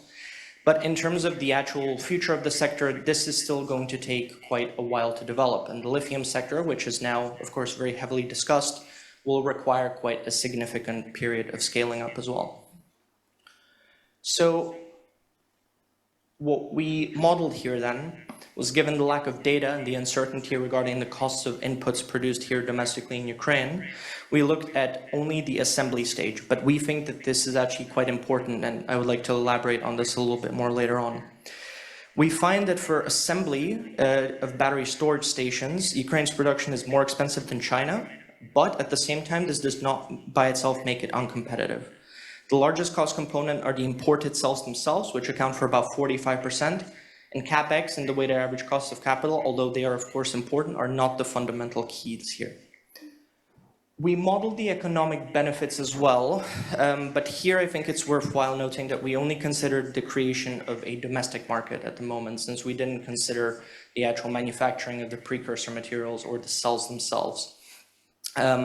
This is, of course, also given that we assumed low-cost production will be happening in some of Ukraine's neighbors, especially Slovakia and Hungary, that are importing Chinese companies or localizing Chinese company production in the space as well. But I think there's a really important story here. At the moment, the localization of the entire value chain is still too far away, and we haven't assessed the economic competitiveness. And the global market is really dominated by a few major Chinese and East Asian players, but there's also significant overcapacity in the global market, which has been driving down costs significantly across the board.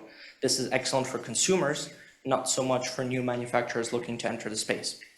And a lot of the critical raw minerals here in Ukraine still need to be developed, including the actual mining or processing of lithium, for which a new mine can on average take between kind of 5 to 10 to 15 years, depending on the geology and the stage of exploration. And then, of course, there's the processing stage, which has completely different economics. So the outlook at this stage, at least for us, is uncertain.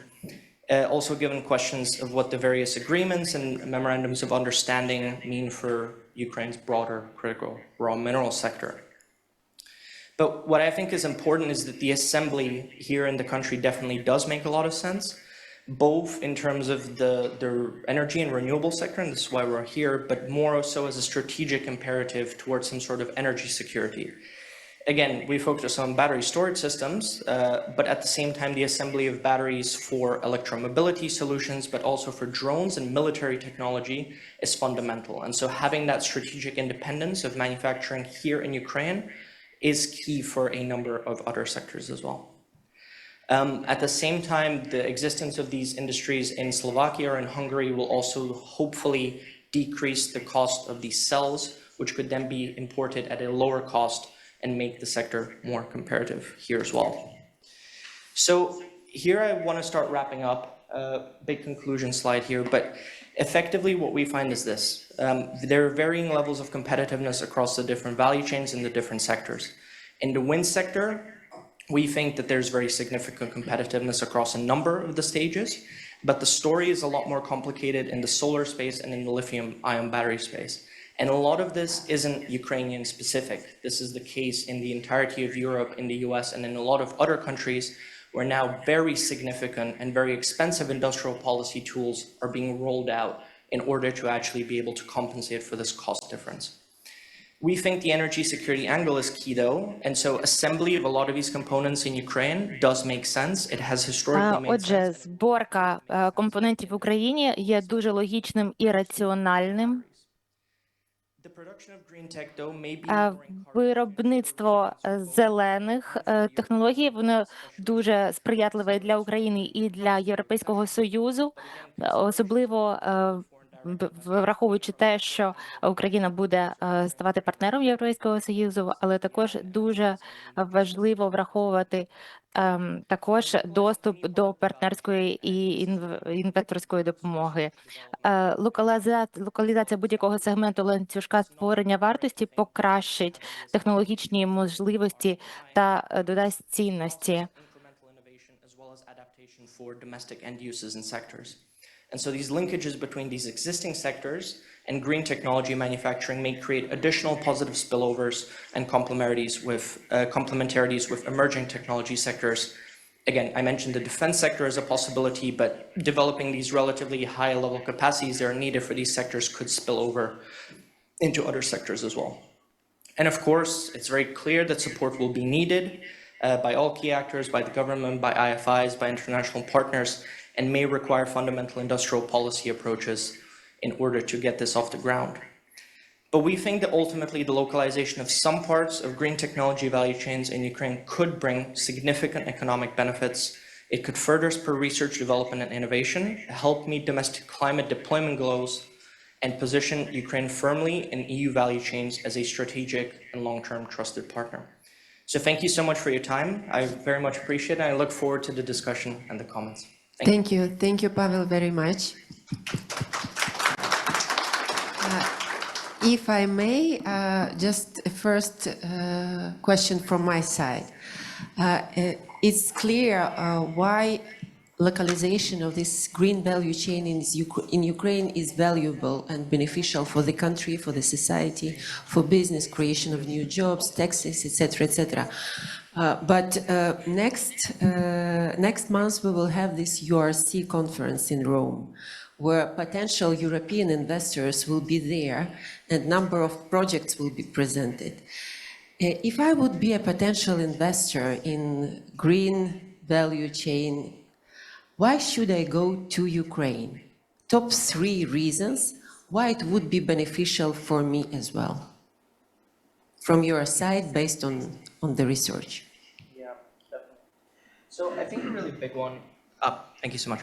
I think a really big one is ultimately the demand side, which there is a need for a scale that has to be present in order for FDI to come in or for international companies to make these decisions. But at the same time, I think given the real potential that Ukraine has and the targets that it's set out, that I think is already a message that we're hearing from international partners. So we have spoken with foreign companies, and the message has not been, we are not thinking about investing and localizing here at all. It's, there could be potential, and we are very much looking into it. I think that's one. The secondary reason is, again, this kind of relatively broader strategy that I think we're also seeing across the EU. And my colleagues might talk about that a bit more. But I think a lot of the drivers of the competitiveness are still here. And I think that's actually quite important. The low-cost labor is an aspect, but the relatively high skill of that labor, I think, is fundamental. And in a lot of these sectors, it could provide the benefits that are needed in order to be able to kind of create that real cost competitiveness, especially for some of these components over here. I think one thing that Ukraine is consistently proving, and we looked at the kind of economic complexity index as well, is that there are a lot of very built-out sectors that would be complementary to a lot of these industries or a lot of these services. So historically, there's been turbine manufacturing, which has spillovers with other sectors, including the wind sector. But I think another thing which is very interesting and which needs to be thought about more is, for example, how to integrate the IT sector into this entire story. And one of the kind of driving forces in Ukraine in the last few years has been this relatively significant growth of the IT sector, but we really need to think about how to integrate that sector along the value chain. We're not only talking about the production process, but also deployment, energy management systems, etc. And I think in that specific segment, there's definitely some competitiveness here as well. Maybe just as a last point, I think we need to take a look at the kind of broader vision of the next 5 to 10 years. At the same time, if you build a factory for wind power turbines today, it's going to take a year or 2 years to scale up. You're going to have to optimize these processes to get up to a relatively high level of efficiency, etc. But as long as Ukraine kind of continues on that pathway towards EU accession and membership as it currently is, the market will be there, and having Ukraine as a strategic partner in that and also other kind of energy industries such as electricity exports, potentially some biogases, etc., might position it even more as a strategic supplier to Europe. Thank you very much. Igit, would you like to add something? First of all, thank you very much, and it's a pleasure to be here in Kiev and contribute to this discussion. To add up on the point that my colleague Pavel made, there are 3 basically key strategic pillars that make a very strong case for localizing the manufacturing of these green technology equipments in Ukraine. And one of them Pavel went through in the presentation, that the domestic demand that will arise from Ukraine's need to rebuild the damaged energy infrastructure, and also more in forward-looking meeting the green energy transition demand. So around 18 gigawatts of electricity generation capacity was lost or occupied because of the war. Now renewable energy sources are increasingly recognized as essential part of Ukraine's long-term strategy. This is also underpinned in some of the strategic documents, including, for example, Ukraine's national plan foreseeing solar PV capacity increase to 12 gigawatts by 2030, wind power to 6 gigawatts by 2030. And of course, these create strong domestic demand for these equipment in the future.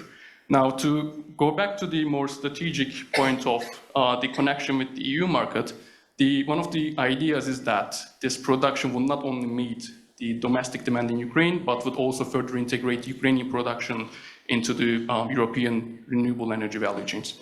So again, if you look at it from the strategic targets, Repower EU, for example, it targets by 2030, 66% of electricity generation from renewables. But when we look at the targets and the gap between how much of that deployment could be met by European manufactured equipment, there is a certain gap. Now, we looked at some of the costs, but we should not take those into consideration in isolation when making a decision, and there is this more geopolitical energy security angle.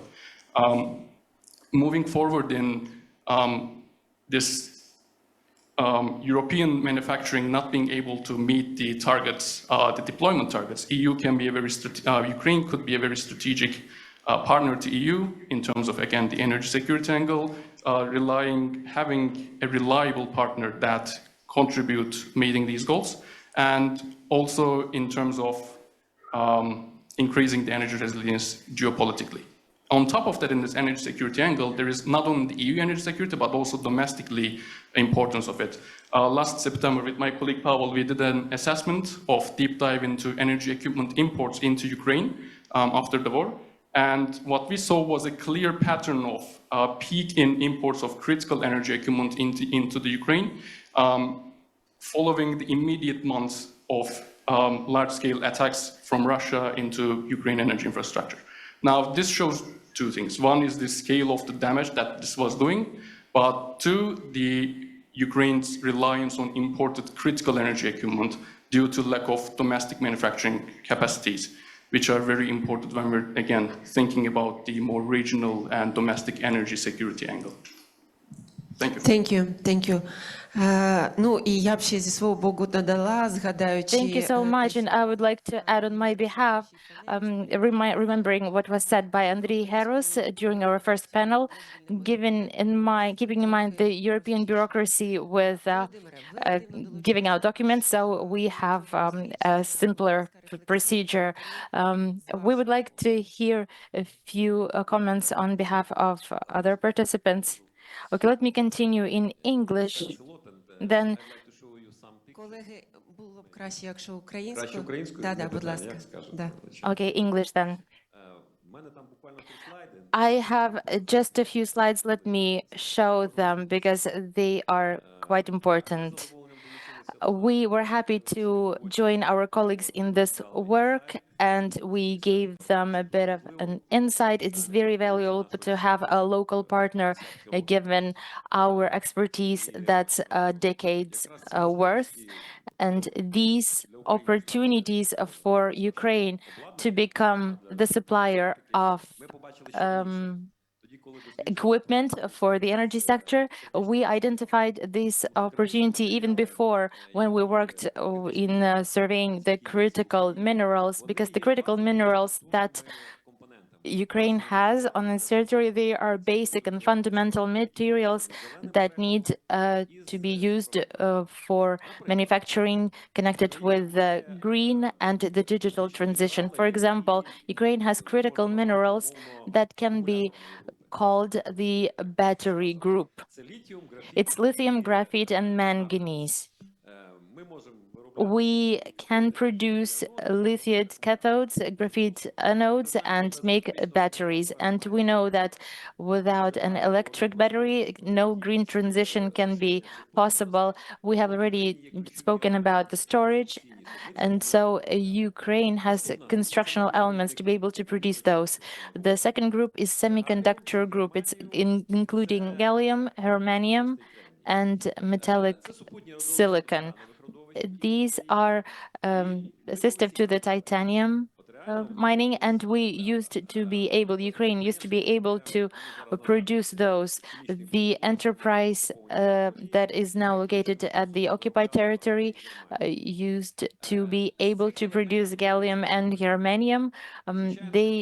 These materials are used for semiconductors. It's true that it requires investment, but these are key components. We have a very good resource for sand. There are only 3 or 4 in the whole world of this type.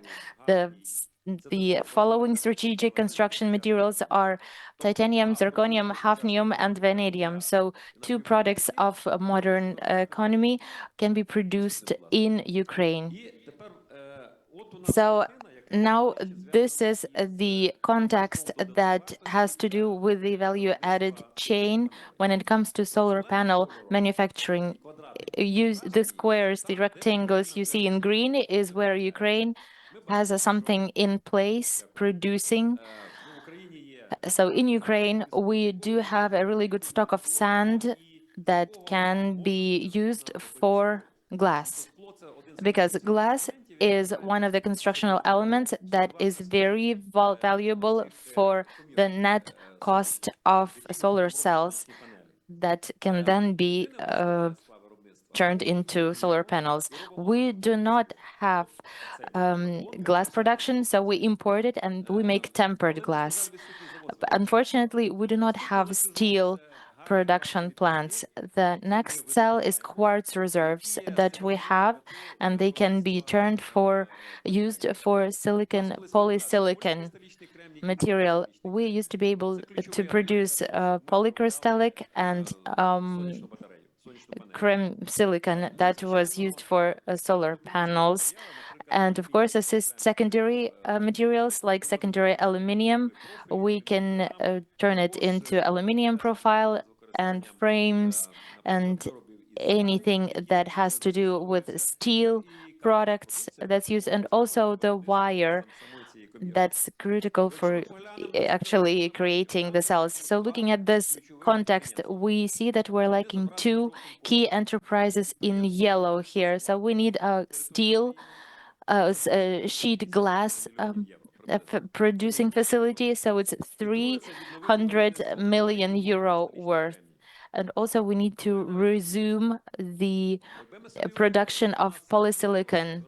So if we have a situation where the polysilicon production is resumed, this fills a very important gap that impacts the other elements.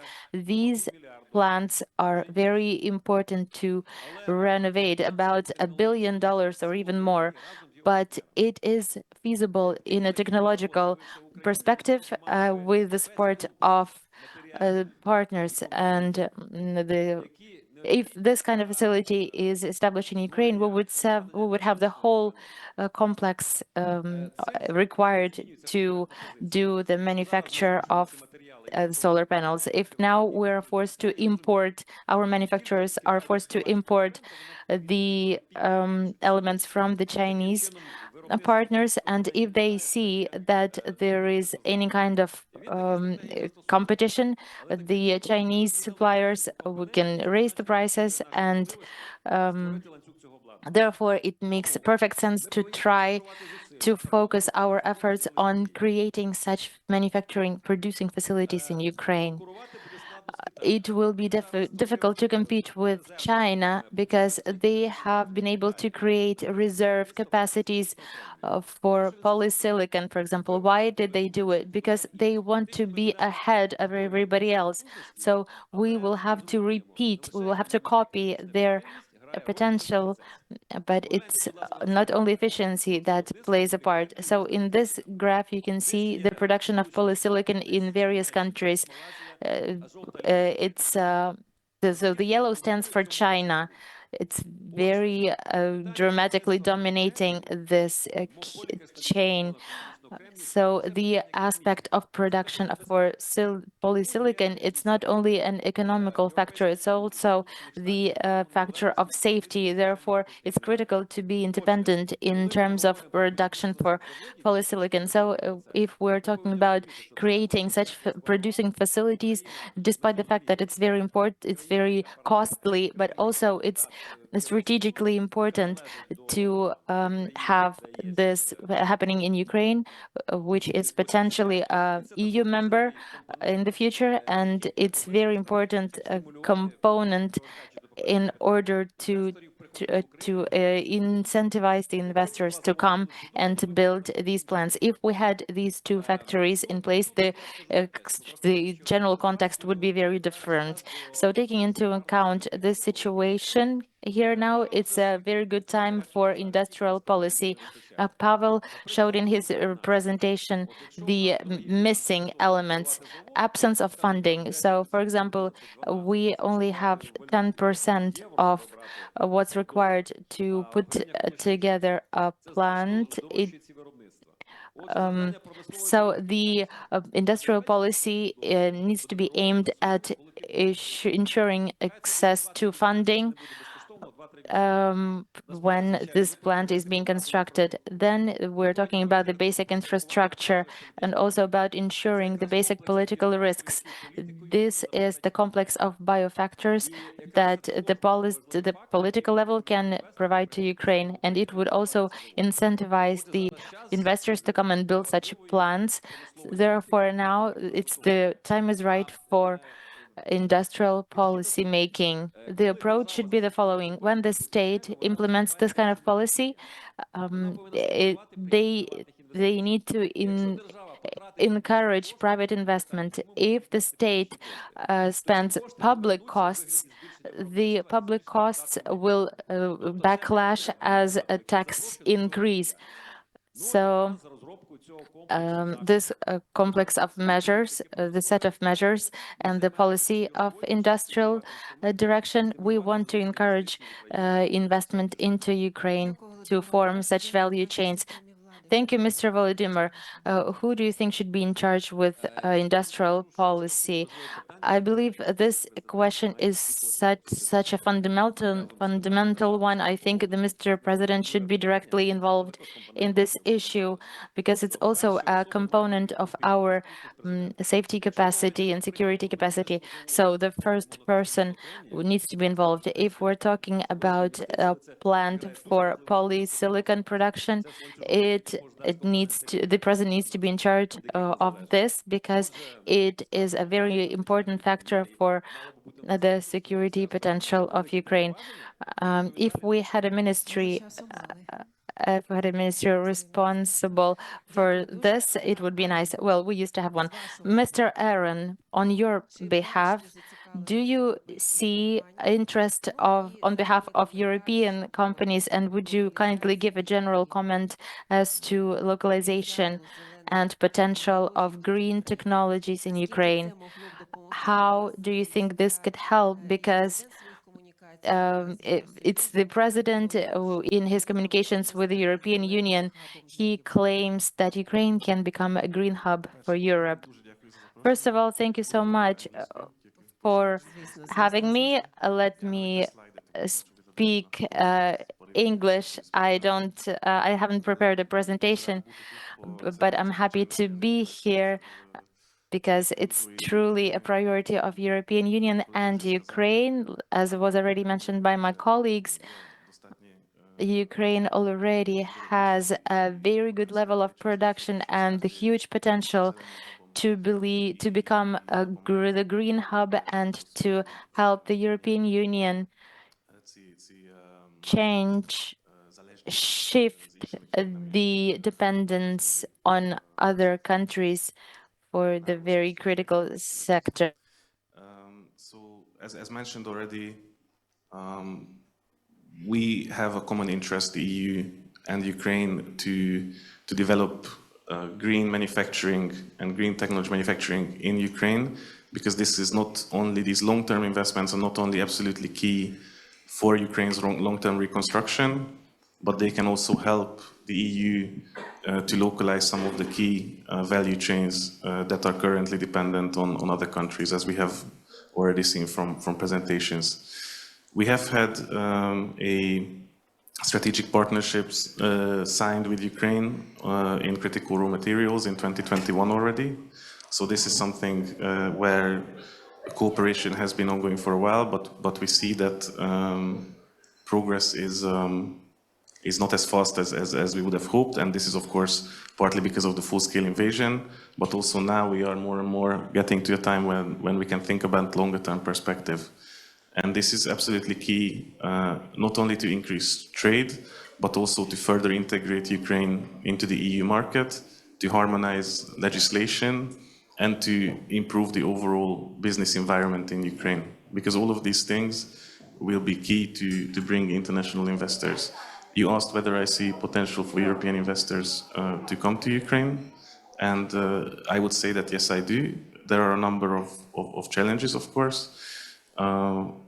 As it was seen in the presentation, concessional financing and war insurance or some other financing related questions can help to bring investors here, but I would not see this as the number one challenge. I think what investors need is a stable, predictable regulatory environment where they can decide with their hundreds of million or billion euro investments that yes, Ukraine is a place where I know and that I can count on a predictable environment, and I can know that my business plan assumptions will not change.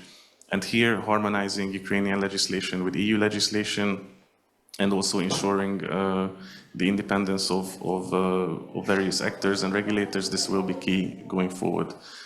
I also completely agree that here we need many different actors working together, not only one ministry, but we need a sort of a national strategy. In this sense, I think this is an excellent study to launch a discussion and to bring attention to the topic.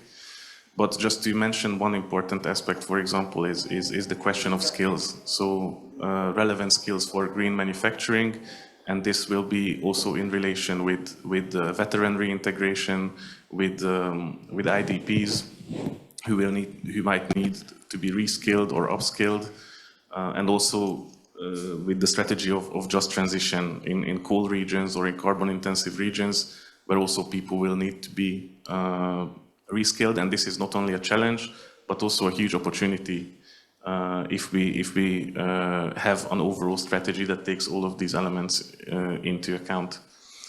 So these were my main points. I think we of course have the Ukraine investment framework, this guarantee fund that can help providing concessional financing, including in this sector. But again, I don't see here the key challenge only in financing, but mainly on the legislative and regulatory side. So that's it briefly from my side. Thank you. Thank you. Thank you. Arn, Pavel, some remarks from your side. Yeah, thank you so much. I actually just wanted to complement what all of my colleagues here said. So on the deployment side, we spoke with investors who said relatively clearly that the rough threshold for when a localization decision makes sense is about 1 gigawatt. This is in the wind power sector. So a big kind of message here is that really the deployment side matters just as much as anything else, and creating that local demand and ensuring that there's the stability of the local demand for the coming years is going to be one of the biggest ultimately one of the biggest determinants of investment. So there's a lot that needs to be done on the demand side, and we talked about this in the first panel already. There will be more discussions about it later, but linking that demand side, creating the right incentives, reforming the market, and doing everything that then catalyzes that sector. And this is, I think, the same in solar, wind, batteries, in all of the sectors. And again, there need to be reforms of the renewable auctions, but the potential there is really there, and the investors would be happy to do that. Just maybe on the industrial policy point, because I agree with Volodymyr, I also work a lot on industrial policy, and here there's really the need to have a very significant cross-ministerial and cross-institutional collaboration. And when we look at historical examples of countries that have really rapidly industrialized and innovated, this is always what we see. We see responsible agencies, but significant collaboration across the different ministries, across the different bodies, and I think this needs to be brought with a much further view of how to integrate research development and innovation into this.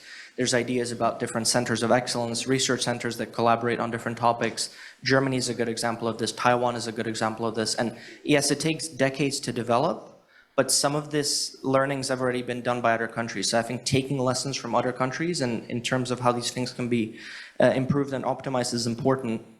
And then maybe a last thing, we spoke with one kind of manufacturer, and one of the things that they said was that, okay, it's relatively unlikely that solar PV here will be completely competitive on a cost basis, but maybe the idea is to move into further technologies and to leapfrog. So maybe something like perovskite solar or the next generation of wind turbines could be an interesting option. And I think the real point there is not all of the kind of real future innovation has to come from the same 10 countries or same 5 countries. And I think there is some capacity and capabilities here. And if it's developed, and if it's supported, and if it's funded, to make sure that that can kind of develop or flourish or blossom here as well. Thank you. Колеги, чи є запитання з залу? Colleagues, do we have questions from the audience? From my side, if you don't mind, I would like to ask the question. Pavel, in your presentation, you compared competitive benefits, but generally competitive indicators of various countries. In particular, very often you mentioned China. Yes, really, China today is in the peak of technologies and innovations. Well done for them. Lots of things are being imported once again for building green technologies, various projects. The question is about energy management systems, because it has also produced by Chinese. Some projects procure that, but we understand, we as people living in this country, we understand certain risks of buying Chinese energy management systems. What are the alternatives as of now? Do we have any other potential in Ukraine for that? Yeah, that's a really good question. And to be totally honest, we haven't assessed this in enough depth for me to give a very good comprehensive answer on this. Maybe some of my colleagues would be able to do that. But I think you brought up a really, really valuable point, and especially with different components such as inverters, for example, this has now been a very significant topic of discussion in terms of cybersecurity, in terms of having these kill switches and technologies that would effectively be able to disable these systems remotely. And again, in the current geopolitical environment, China may not be the friendliest country to Ukraine, and so having this in mind, I think, is important. That's why there is a lot of inverter production in Europe, and I think a lot of these kind of cybersecurity and defense, effectively, energy security aspects will be more and more fundamental. I would leave it there. Thank you, Volodymyr. Дякую. Thank Ми you. згадуємо Китай. We mentioned China, you have mentioned China. So, well, basically, there is such a very interesting fact that in China, titanium industry was built by our engineers from the Institute of Titanium in Zaporizhzhia, Ukrainian engineers. If we look, for example, at the map, production on polycrystallic chromium, there are several of them that were projected but designed by our engineers because this production was based in Zaporizhzhia. They had the special warehouse for that. If we talk about the sphere of artificial crystals, it's a little bit similar. For example, artificial crystals that are solid and can cut. So these crystals, there are some joint technology. So for instance, these artificial crystals, where the China is leader right now, they were also developed by the specialist of our Kyiv Institute. So we need to understand what is the capital that we have, what is the human capital.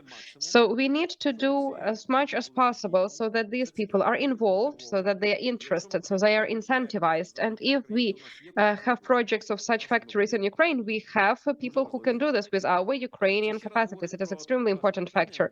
And once again, getting back to your question, we have lots of homework that we have to do. That's first foremost.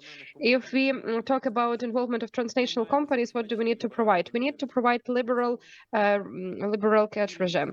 Of course, we need to have the opportunities of buying Russian's currency and so on and so forth. We need to have guaranteed legal environment. It is a must-have, as they say. We also have forms, for example, legal forms. We need to sign agreement, for example, great legal form based on which the jurisdiction is beyond Ukraine. It is extremely important in Netherlands or in London. So it has already been developed. And this homework has to be done. And additionally to this regulatory matters of this environment, we need to add also incentives for industrial policy. If you build enterprise in Ukraine, you need to have access to finances, you need to have access to the platform with basic infrastructure. And if you're talking about training of specialists, it is also state educational policy. So it's a very complex policy. But getting back to what we have lots of it. We just need to link all of this by very smart industrial modern policy. And one thing that I would like to mention, that in my point of view, we would be able to integrate our industrial policy into the European one, because there is a policy of double digital transition, green and digital transition. Yes, double transition. So that's what they're doing right now. And now we need to talk about integrating Ukraine with its resources as part of this policy. Thank you. Maybe we have any other questions? No. Then, yes, we do have a question.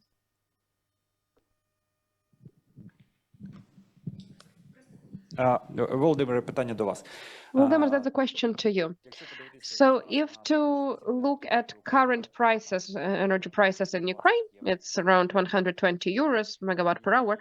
So if to calculate the amount of energy needed for 1 kilogram of this, for example, 50 kilowatt per hour, then it means that taking into account our current energy prices, only expenses for energy will be much higher than the final price of this polysilicon in China, for instance. So it is difficult for me to say how they get it, maybe some kind of subsidies or something like that. But how can we compete in our current conditions?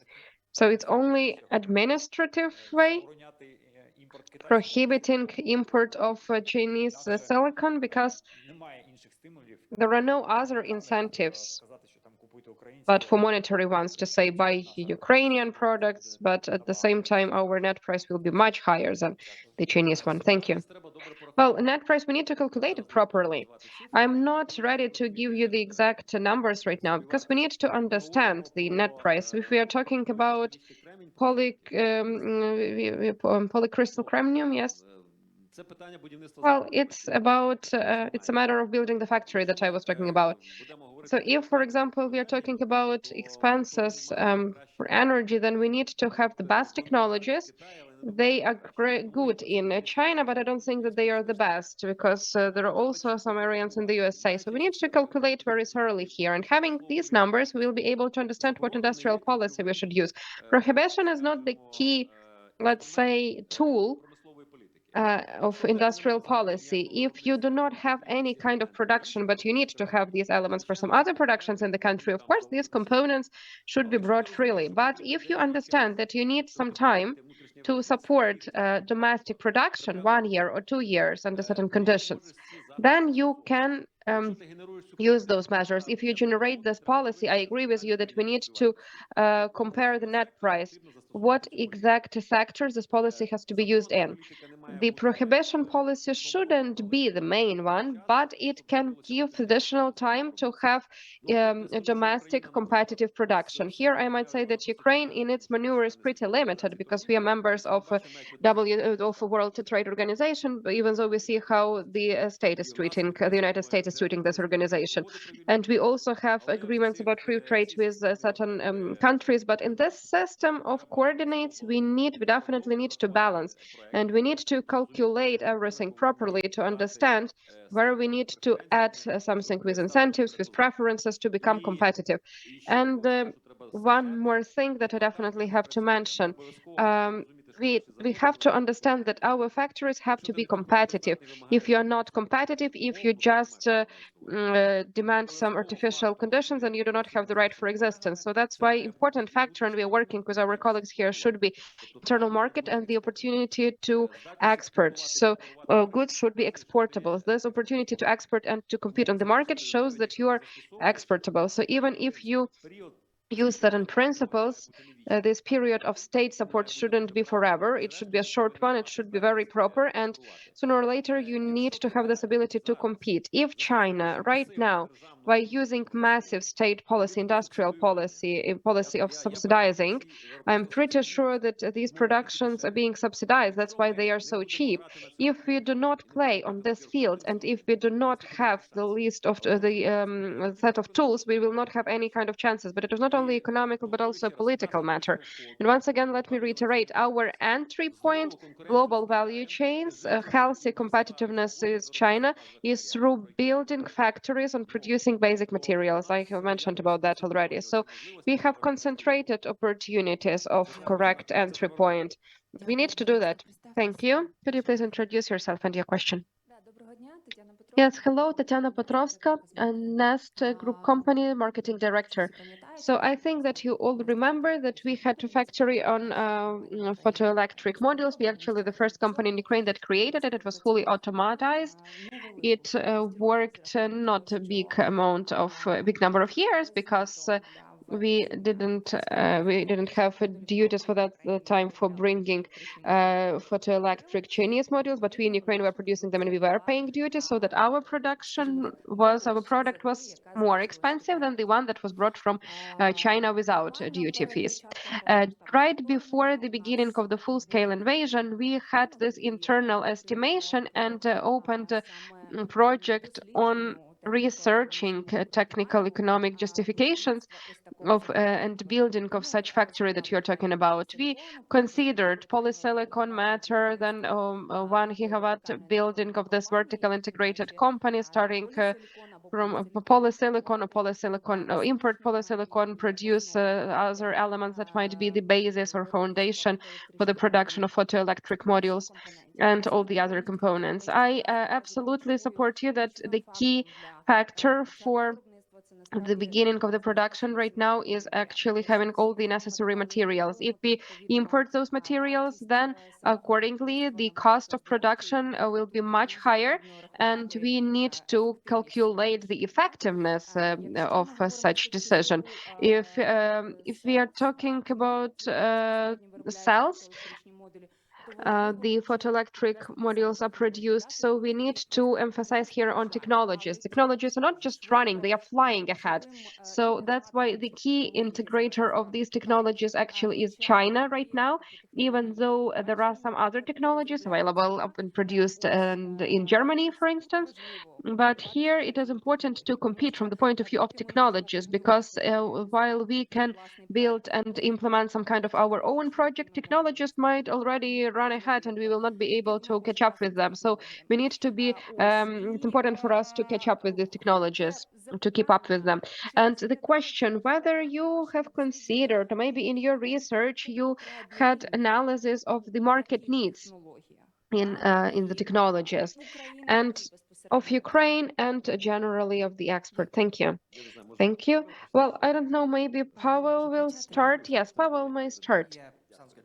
Thanks a lot. Maybe just one kind of, I think actually very important clarification. China as a country has developed for industrial policy, 100%. Billions in subsidies, 100%. But the landscape today is fundamentally different from what it was 10 years ago. And in the solar PV sector, there are no more subsidies. And the competition domestically is cutthroat. There's hundreds of companies that are competing, and they are driving each other out of business. And to be totally honest, the entire world has benefited from this in terms of a very low levelized cost of electricity from solar, the lowest in the world. In terms of the battery sector, there is nobody who is doing innovation and R&D better than the Chinese at the moment. And this is not just industrial policy, this is scale. The greatest advantage that they've had and that we have not been able to match is scale.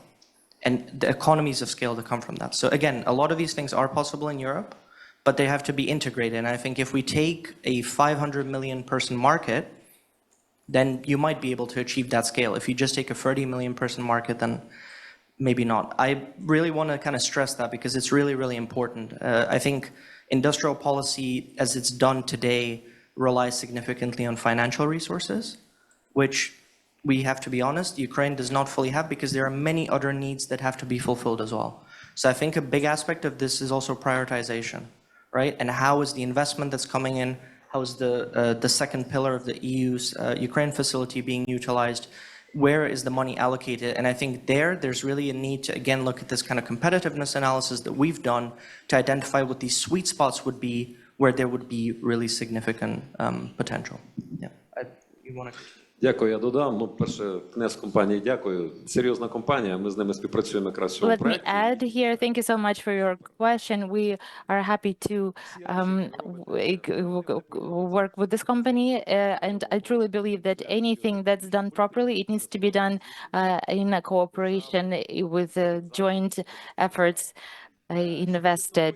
When it comes to technology, yeah, it's true. It's a very high-risk activity. We can suggest that the Chinese will be very reluctant to share technologies because they are highly advanced and they are likely to really limit access to the technologies by means of various right limitations. So therefore, we should not hope to rely on the Chinese. But what I believe we can do is that if we follow the classic rules of industrial policy, we take the best of what we have. So before we implement something new, the entrepreneur needs to find the best existing technology. And then in parallel, we want to have R&D centers. There must be joint R&D centers. While the plant is being built, the factory, these R&D centers are working, are doing their job, because technology cannot be regarded separately from production. It is a joint element. So the ideal scenario for Ukraine is when, thanks to the production capacity, Ukraine is able to make certain samples. So Ukraine has this kind of background, so it needs to be resumed. And of course, if you have certain partnerships and you have an international R&D center, it immediately brings attention from public all over the world, and it will also attract the attention of the Chinese and the Japanese as well. So it's critical to have this center functioning, and then it will bring forth the issue of cooperation. So it's a multifaceted issue that needs to be brought up right now already. So, and also you do have an experience of importing. So if you're creating a factory that's worth billions of dollars, then of course you want to evaluate the risks. And the resilience in the supply chain is crucial in this aspect. Thank you. Did you look into which exactly technologies are first and foremost needed in Ukraine? Are you talking about the equipment production for green energy sources? So it's actually a good point. Do we need an extension for our work? Because we did look through the existing technologies, but do you think we need to create on another work on another block for our research for the future? So but I think with the risk of repeating a bit what Pavel has already said, but really the key thing would be scale and integration to the EU markets. And this is not only a question of sort of political will, but very concrete steps on the legislative front in terms of market surveillance, in terms of really harmonizing Ukrainian legislation with European law. Because without this, we can have sort of statements, but market integration will not work. And there is already work ongoing to ensure the free flow of industrial goods in the first three sectors, exactly under ACA. But here there are still outstanding steps, and hopefully, indeed, we can build on this experience. But this will require work from both sides. And in this sense, I would think that it's not only the question of what Ukrainian needs will be, because the European needs are there; they are very clear. But I think the very usefulness of this study is still to show where are the strategic advantages of Ukraine and where it should really concentrate its limited resources and where it should direct financing. So yeah, that's it. Thank you, Pavel. Was the question if we assessed Ukraine's needs for the future? In technologies. Yeah. Yeah, I mean, we could definitely do more. But I think, so it's difficult to assess this because a lot of this is based on policy. When these long-term energy strategies are developed, and we've previously developed the National Energy and Climate Plan of a few countries, and we've helped with energy strategies in other countries, it's not just based on low cost, like kind of lowest cost, optimal cost economic modeling. It's based on politics, it's based on existing assets, it's based on lobbying, it's based on all of these things. And so there's no objective question for Ukraine, what Ukraine needs. I personally think Ukraine needs more renewables, but there are people who would disagree with me, right? And I think it's important to look at it from the perspective of this is all very constructed through long-term policy processes, from bargaining, etc. Now, okay, that was a very kind of wishy-washy answer. To give you a very comprehensive answer, there's definitely going to be a need for wind technologies. There's definitely going to be a need for both solar utility scale and small-scale PV, and there will definitely be a need for batteries of various sorts. We assessed lithium-ion batteries because this is the easiest, but at the same time, the way that the sector is developing is you're also talking about vanadium redox flow, you're talking about iron-air batteries, you're talking about pump storage, you're talking about different types of storage systems as well, and I think that needs to be assessed. But here, it's again this question of what is this possibility to leapfrog from where we are to where the country could be. And I think there is a need to look at that more, maybe in collaboration with looking at these really deep-seated technical and R&D kind of experiences that are here in the country. Because I agree that there is a lot. And even if you look at indicators that, for example, measure the level of sophistication of the economy, the level of skills, and you match this against GDP, Ukraine is ahead of the curve in this. So it's outperforming where it should be, or should be where it should be in terms of this kind of like basic economic standard. So I think there's a lot of opportunities, there's a lot of skills. But you know, we spoke with a member of the Rada yesterday who's trying to set up some sort of more R&D research innovation clusters. And it's true that a lot of people have left, or a lot of people have been conscripted. And so it's not going to be completely trivial. It's not that these engineers are just hiding somewhere. There will have to be a significant amount of effort as well in terms of education, in terms of redeveloping these institutions. And that's where I think this comprehensive industrial policy is so badly needed, to make sure that all of this is coordinated together and that all of these gaps are filled as efficiently as possible. Дякую, Павел.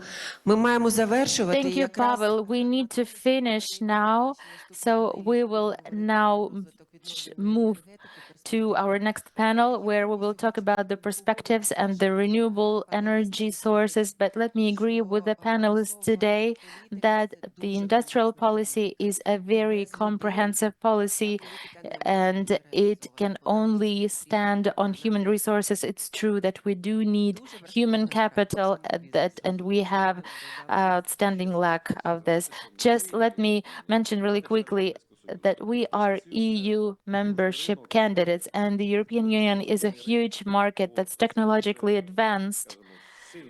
It is a very powerful part of the world. So our plans need to be created jointly, because we are very reliant on the microfinancial support. So we need to decrease this dependency. We need to find a win-win solution. And Ukraine really can make a very big contribution into the further development of the EU. So I do believe in this win-win scenario. So this is the message that we need to promote. If we are more wealthy as a country, we will import more of their products. We will be happy to contribute to development, new technologies.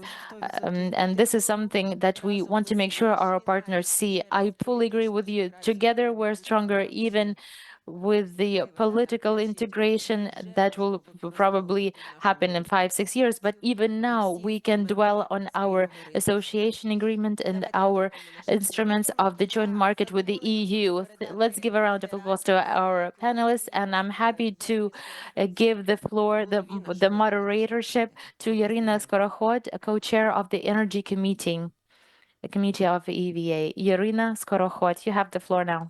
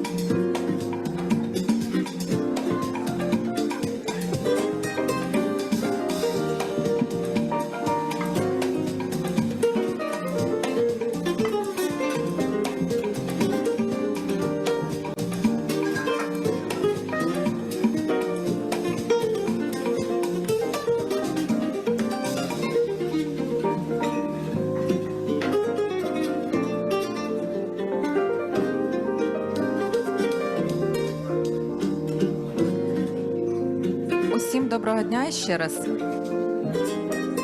Hello, everyone. Once again.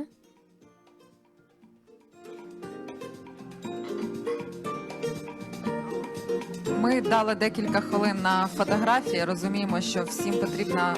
The idea is to give the participants a chance to take a few photos, to make a quick break. But let me just invite the panelists on stage. We will continue, and we will start moving, but I do understand that a discussion panel right before lunch is quite a challenge.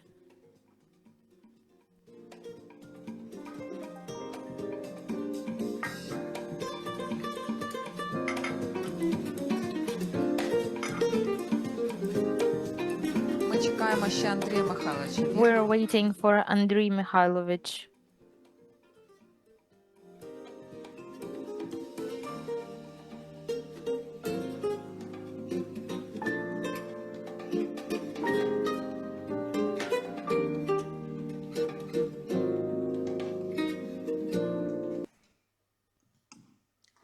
Попрошу колег із EBA мені допомогти з Dear colleagues from EBA, please, would you please summon Andriy Heros to join us because we are expecting him to join our panel.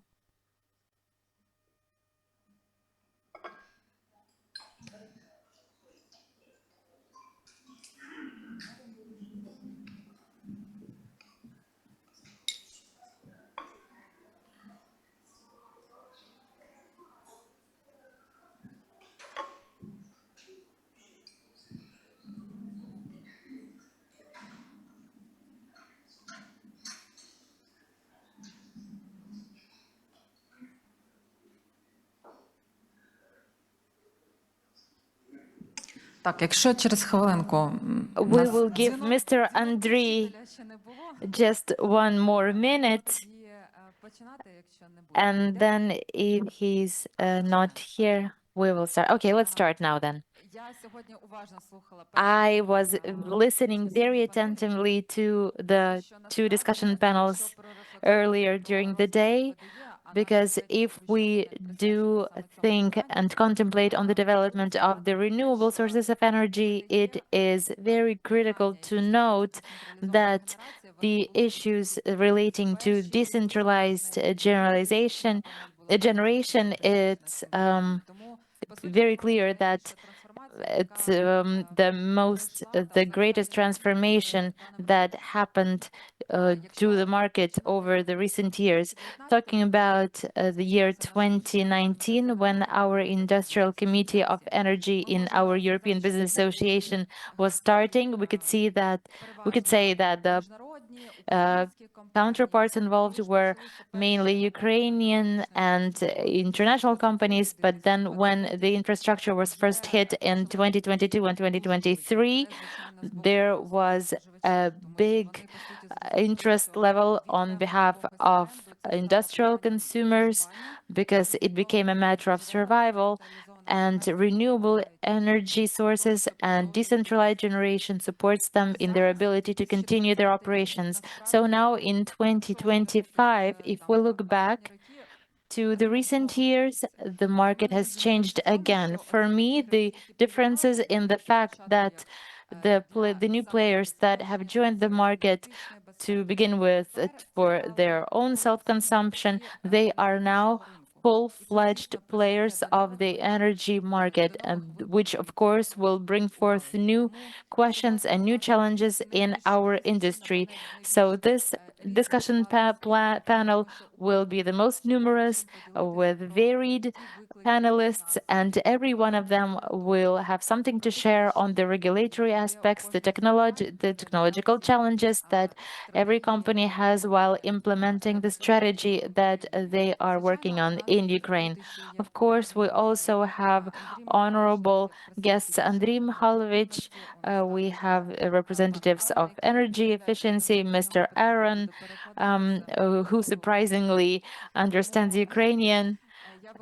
So let me just start our discussion panel, because I will have to be the one to limit the time given to every panelist. Let me just ask Mr. Andriy, would you like to start, or would you like to then comment on what others say? Okay, we're not in this rush, but do you want to speak first? Okay, we will give the floor to the panelists, yeah? Okay, dear colleagues, let me then invite you to speak and to say the introductory words in terms of where we are and what are the ongoing and most relevant issues. Let us give the floor to Vladislav Shevchenko, Commercial and Marketing Director, Helios Strategy. Hello, dear colleagues. I am happy to be here with you among the honorable players on this market. Let me start by sharing our vision. I will not start talking about the megawatts and the already existing facilities in Ukraine, but rather I want to bring forth the question why we are doing this. Over 15 years, us at Helios Strategy, we are promoting and implementing solar power stations, and over the last years, we have focused our efforts and working on the storage capacities, the battery energy storage systems, and at the moment we have implemented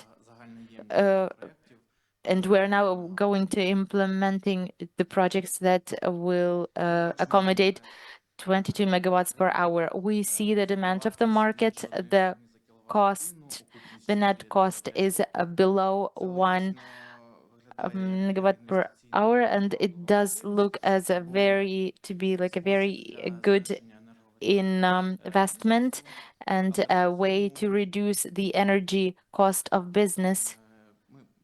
But also, we suggest to take a wider look of this subject. Energy is a resource, but it's a resource for what?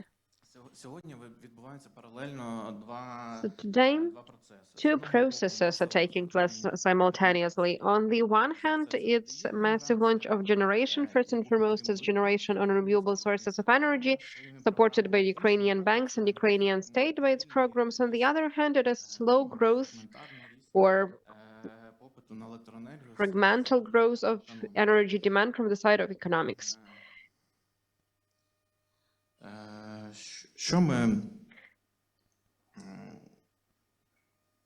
What we would like to mention as well that we're developing generation, we're building this generation, but whether this generation is needed for the economy right now,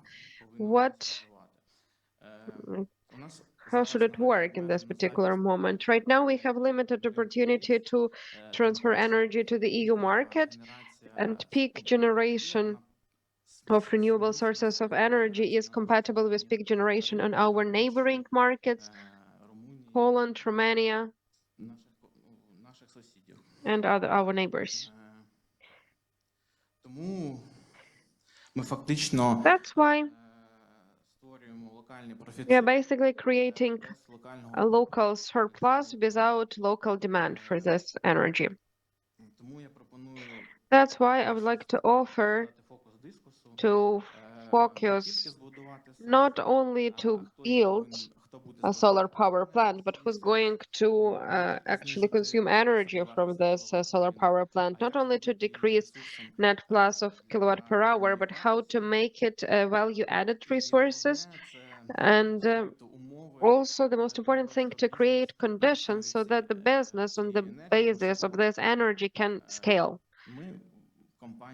We in company believe that solar power is not just generation, it is a key to new industrialization, but only if we join generation of a solar power plant and storage infrastructure and planning of load production and ecosystem of demand of this energy. And to finalize, I would like to mention that energy is not an aim in itself. It is a tool that has to work for economics, that has to be according to the demand of economics and compliance with the demand of economics, then it will be full-scale market, because without that we will have local surplus and certain limitations, and market will not be competitive in comparison with other European Union markets. So Vladislav immediately started from very specific matters that concern producers. So we would like to express our gratitude. So the degree of discussion is already set concerning the problems that are available in the market right now. I would like to ask Mr. Aaron also to set the tone from the side of Euro integration commitments that are available in the sphere of renewable sources of energy and energy in whole. So to give the assessment where we are at right now, I have listened carefully your speech at the previous panel, and I understand we absolutely agree with all with everything that you have mentioned, that without Euro integration, we will not be able to move simultaneously with our European partners and create a joint project. So could you please also give your assessment concerning Euro integration?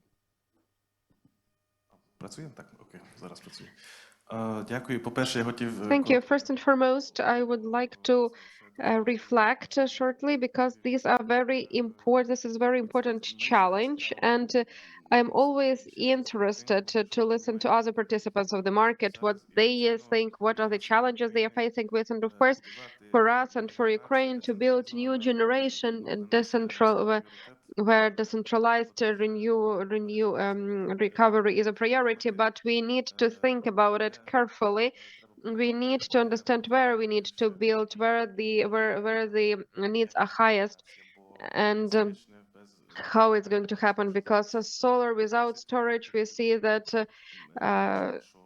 there might be surplus in peak hours. The generation is not enough somewhere, so we need to strategically think about that. That's in a nutshell. And about the second thing, and now, as well as in the previous panel, I would like to switch into English. For us, again, market integration and market coupling is clear.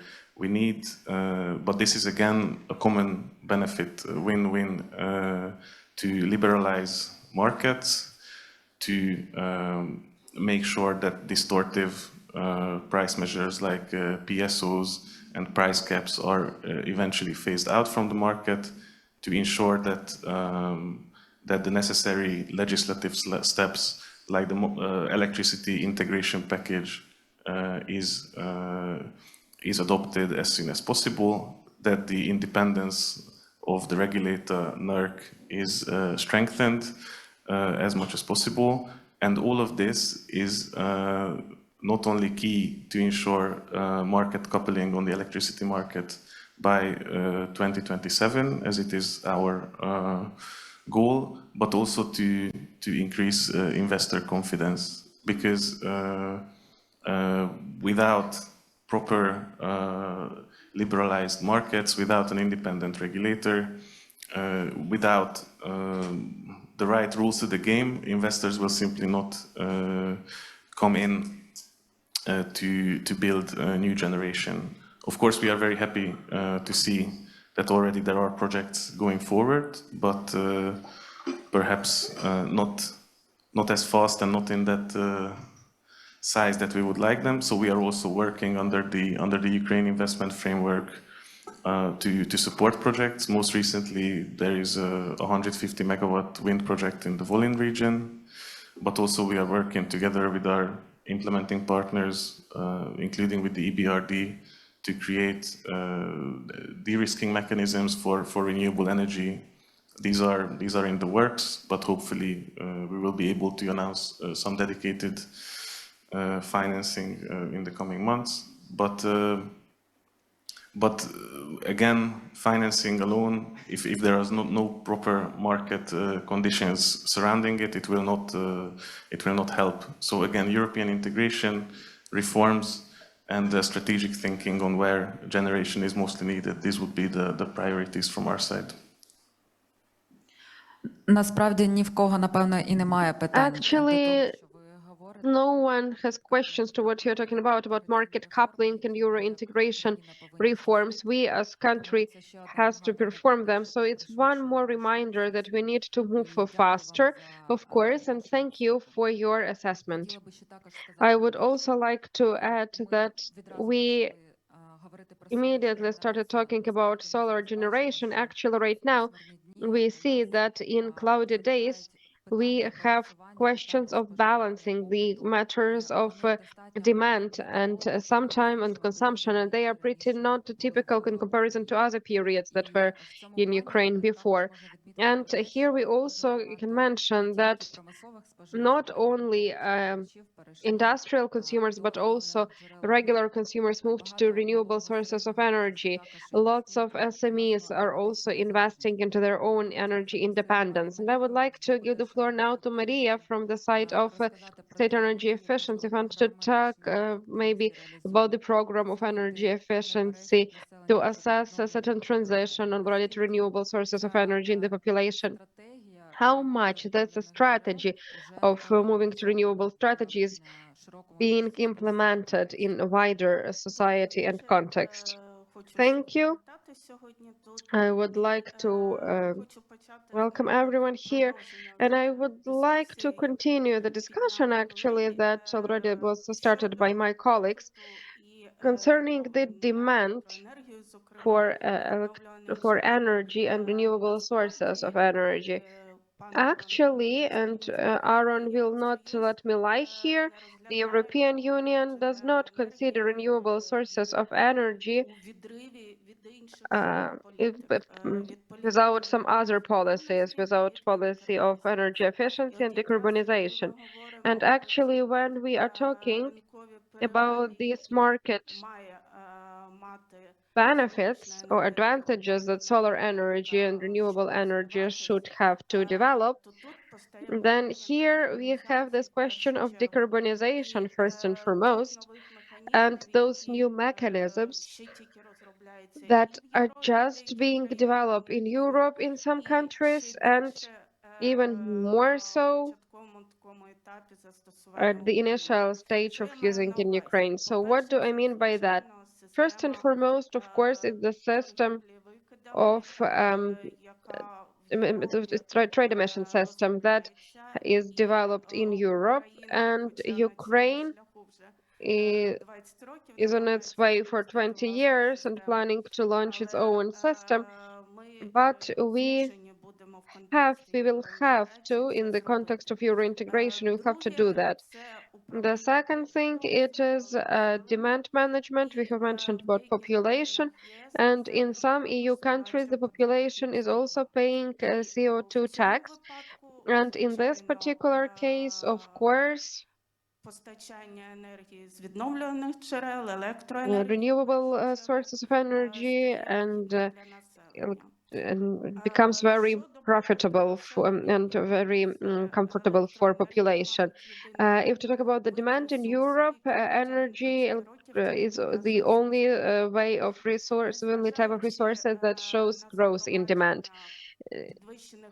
Despite energy efficiency conditions to different devices, despite very developed conscious, still energy consumption is growing. Of course, for us today is might sound strange, especially under the conditions of war and of what we have lived through, but rich countries decrease consumption in industry, in transport, but not in regular life, and it is a huge problem for the European Union. And I hope that with the development of our country, we will also not have the problem with the development of market conditions in this sphere, that we will not have the problems with the demand of energy from renewable sources of energy. Now, concerning those state programs, on energy efficiency and renewable sources of energy. I am representative of a state energy efficiency fund, and we are also managing the fund of decarbonization and energy efficiency transformation as a line of budget. It was created in 2023, and as the financial institution, it was launched last year. And our consumers are not not residents, but business and municipalities. And as municipalities, of course, also population. And since the beginning of this year, we also launched this opportunity to have cheap loans for condominiums. The maximum rate is 9% in hryvnias, and the term of loan is 10 years. As of now, we already have 40 projects that have been implemented, and in the list of these projects, we also have kindergartens and meat factory and greenhouse factory. So very different range of our clients. So also this year we are launching there is already licensed and developed a project for financial leasing also for municipalities and business, and specific element, but for energy service it is extremely important. It is factoring. It is this opportunity to buy out financial commitments of companies by our fund of decarbonization to increase their capitalization. That's just in a nutshell, not to take lots of time. Well, you can take the time because it's very interesting. Actually, we will try to give the opportunity for everyone to voice their mind. Maybe we'll even be able to have Q&A session. I would like to give the voice to wind generation right now. Maybe Victoria can talk us about current challenges that we have in the implementation of wind projects right now and focus in details on technical financial problems. We have been talking a lot about sun today. I'm pretty sure that in wind generation we have their own specifics as well. Yes, Irina, it really is there, but first of all, several words about our company, Elementum Energy. We have the biggest operational portfolio of assets, solar generation and also wind park, 100 megawatt and 400 megawatt of wind in development, together with a pilot project of a storage system, which should work in the system power arbitrage. If to talk about the speakers of talk about other speakers, I like the words of Mr. Andriy and representative of energy about the necessity of decentralization, and we all understand that there is certain demand for market mechanisms of selling such energy. In general, we as company consider such mechanisms, and we understand that for other participants, such models as auctions or selling, we hope that it will be created soon. The guaranteed fund of prices, it is also important, but we are focusing on the market model of energy that is produced by the wind power stations. In this context, we also understand that there are certain limitations because now we have active hostilities going on, and we cannot, for example, as before, have active sea logistics as it was before that, and to deliver in ports of the Black Sea our products. So that's why we have to arrange this delivery of pretty technologically advanced equipment to Ukraine. And one more challenge for us is the absence of risk of war insurance, because we understand that if there is no such insurance, then accordingly it makes our project more expensive because we need to work with risks. And a very technological peculiarity specifics, usually wind turbine is assembled by the producer factory by its representative at place. Because of the safety measures, producers of turbines cannot send their representatives to Ukraine.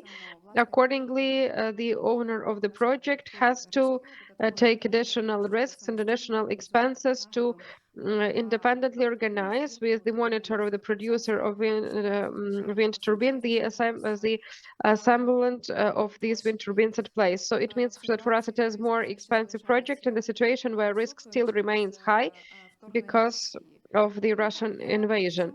And I agree a little bit with Andriy that yes, certain administrative procedures really can be better in comparison with other countries in the EU, but I would like to mention that we need to look at the whole picture.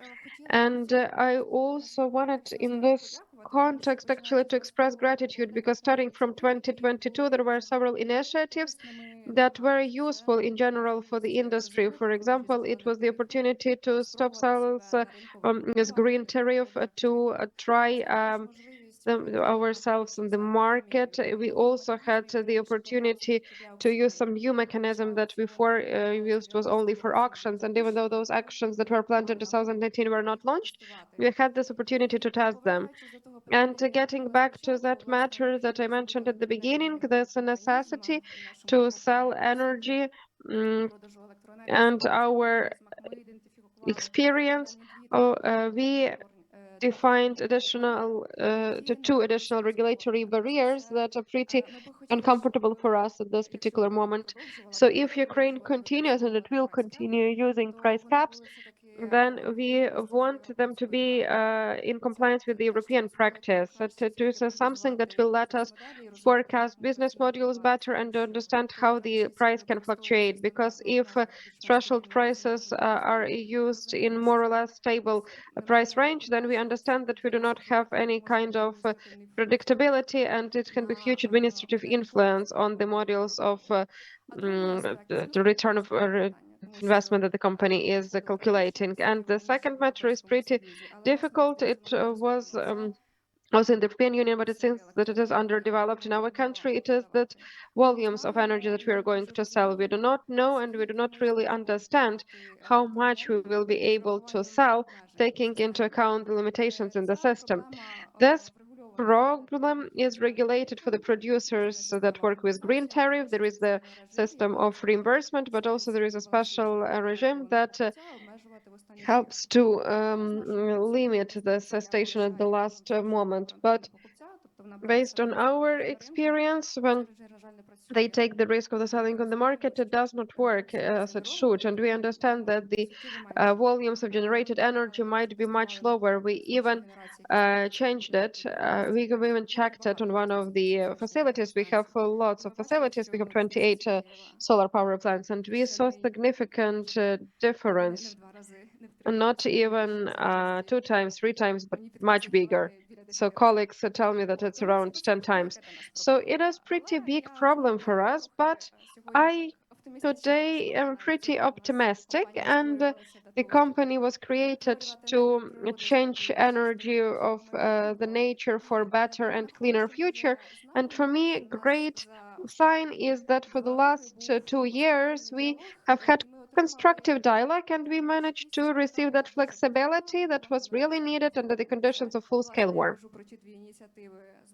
I'm talking about the 2 initiatives with an opportunity to leave the green rate and to go back, and also the chance to test the mechanism of free trade. So we're very optimistic about the future. So if these 2 obstacles are fixed, then investor will be much more curious about the Ukrainian investment, and it will be more forecastable. But let me also share a little comment that I want to make. So I'm inspired to make it about the VAT. I don't agree with the fact that it's the aspect of the economic category. I believe it's an issue of trust rather and administrative action, because there were issues about VAT return. Therefore, when the system is functioning properly, it's not an issue. I agree with you. But from what I see, even the principle that is fundamental for the tax code, if it does not work for the benefit of the business will come back and ask for tax benefits ongoing and the import duty and so on. So talking about the cashier methods when the payments are made from the public institutions, and also talk about other issues that business face when they want to involve funding and to work on very costly projects. Victoria, I have no idea how you managed, but you talked about so many things in the regulatory framework and the issues of the market, and also the forecast of actions of further issues. So you mentioned Mr. Andries subject matters, so we will ask him to also comment. So, Mr. Andre, you gave us a few conclusions and few forecasts in terms of where the regulatory frameworks is moving, about what bills are being drafted in the near future. And maybe you would like to add something when it comes to the regulatory amendments that are relevant before the end of this year that will give an opportunity for the energy sector, the market to develop, the renewable energy sector, and also what changes do you believe are necessary for this market? Thank you. Everybody can hear me well. Okay, let me just give a bit of cheer to this discussion, because we did see some constructive account about the situation. But when I was reading the headlines with the CEO, because I saw what I saw made my eyes hurt, because it said that Ukraine is impossible to be operating in the energy sector. There is no advocate for energy, so everything is bad. But my attitude to this is with a tongue-in-cheek. I think it's normal to have a bit of criticism, and there are a few issues that are not so good, but not everything is bad. So these conditions are that are making it possible to operate, and I hope that you're making use of the opportunities, and we're always happy to support and to help. But my opinion, when it comes to passing legislature, I believe that the majority of the laws that have been passed are meant to serve the implementing of opportunities for operating. And of course, there are a few amendments that are passed at the regulatory level, not at the legal level. So, but talking about the VAT, yes, VAT return is a very significant issue. I think that it needs to be done in a stable and timely manner. I think it's not only refers to the energy sector. Also, I think every sector would enjoy this kind of opportunity.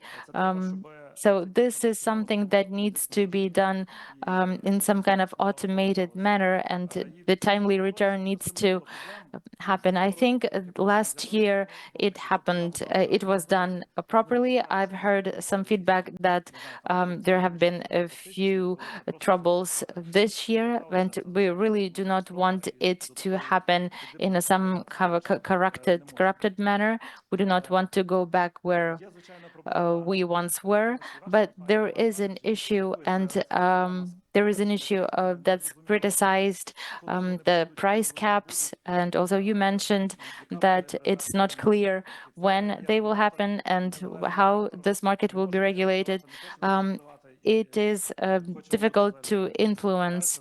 And then, of course, we want to stay away from this regulating factor, but we realize that it really does affect business, because business want to be able to make forecasts and make estimates of 5 years, 10 years ahead, because if we're working with cash flow, and it's a very important component of the general financial model. It's very important to understand if this liberalization will take place. So what do we do from our side?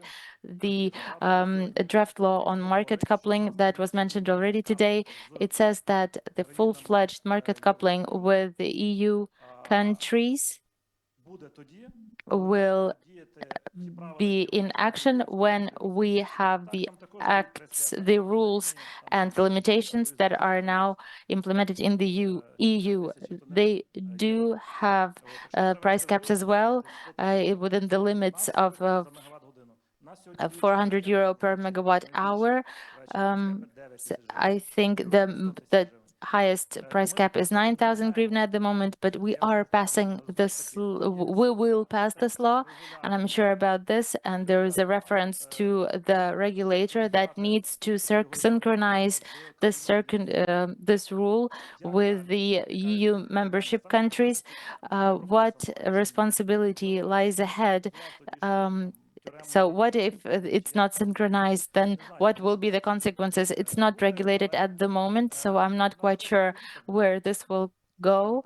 It has happened many times with us. So we pass a European law, but in fact, when it comes to implementation, it takes a quite unstructured manner of implementation. So there is no deadline, there are no sanctions for not following, referring to the cabinet of ministers or other executive bodies. So therefore, sometimes our laws have this pure form and not really being implemented or are being distorted.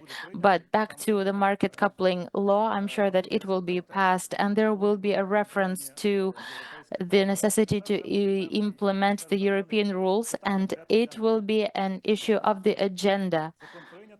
So the law is passed, the global political decision is taken, but when will it become real? When every involved body does their share.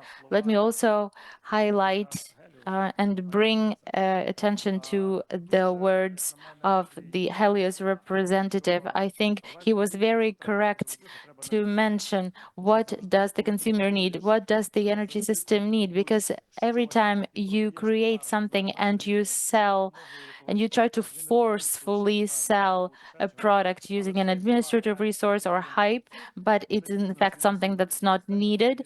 So it is not a sustainable way to keep doing the business. But if your products is definitely something that's in demand, you will find it will be successful. It will find its a success because it's the product that is in demand. Therefore, it's a very important issue to highlight, and we can see it clearly now that our energy system is facing the market peak, as the morning and the evening peak, and also the winter, where we start facing problems. The winter starting in November and ending in March. All others, it's morning and especially nighttime where the consumption peaks. And I really would like the green energy sector to create solutions to solve these exact problems. Can we use the sun? But not, I don't think so, because it's not something that we can use in the morning or in the evening or during the night. Can we rely on wind? I think it's more feasible because yes, it does work throughout the whole day. Can we cover it using solar energy from the storage? I believe yes, because well, not maybe so much in winter, but the rest of the seasons, I think yes, because this kind of energy can be stored and provide the source into the network in the morning and evening. Can we use wind and storage? I believe that it's also a feasible solution. We can also take into account the season nature and the in the day time schedule as well. So this is the way to take. And if we have such projects implemented and developed, I think it will coincide with the energy demand and needs, and it will create a complete harmony of all stakeholders and will enable us to resolve the problems and take adequate decisions Once again, we're open to any kind of discussion. We are willing to join panels, to communicate, to make various rounds of discussion in order to promote the development of green energy, especially the kind that will make our system more resilient, more flexible, and more competitive on the market. We are all for it. Я можу відмітити те, що напевно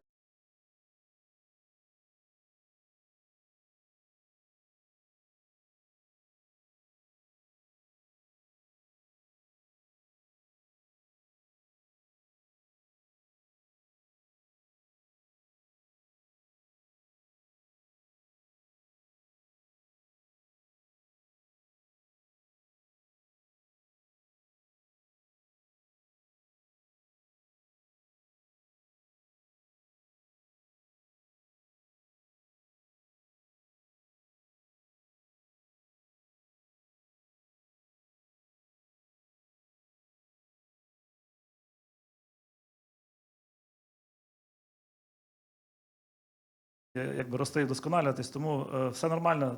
Якби це я так трошки гумору додав і вживав ось в дискусію, щоб не було тут всім сумно. нам не сумно. Я хотіла сказати, що дійсно є ситуація, коли ми зустрічалися з Укренерго останній раз, і ми нібито вийшли тільки з опалювального сезону, паралельно питаємо про те, чи будуть в нас проблеми з літніми піками, і в той же час Укренерго говорить нам про те, що а давайте ми будемо думати про довгострокове споживання, говорити на широкий загал зі споживачами про те, що вони планують, як вони планують розвивати свої потужності для того, щоб у нас зросло це споживання. Тобто ми насправді знаходимося в такому, не знаю, складному становищі, де у нас можуть бути абсолютно полярні ситуації, де у нас або занадто багато пропозицій, або у нас її не вистачає, один там удар чи якісь несправності в енергосистемі можуть насправді каскадуватися в дещо складніші питання. У нас були на попередніх панелях питання щодо стійкості нафтогазового комплексу, але насправді компанія «Нафтогаз» – це у нас не тільки традиційні джерела енергії, як звикли вважати. Тому хотілося б послухати пана Дениса про те, які ж нові напрямки розвиває також державна компанія «Нафтогаз». Вітаю, шановні колеги, гості конференції. Ми підготували коротку презентацію. Буде можливість показати? Я думаю, що колеги мені допоможуть.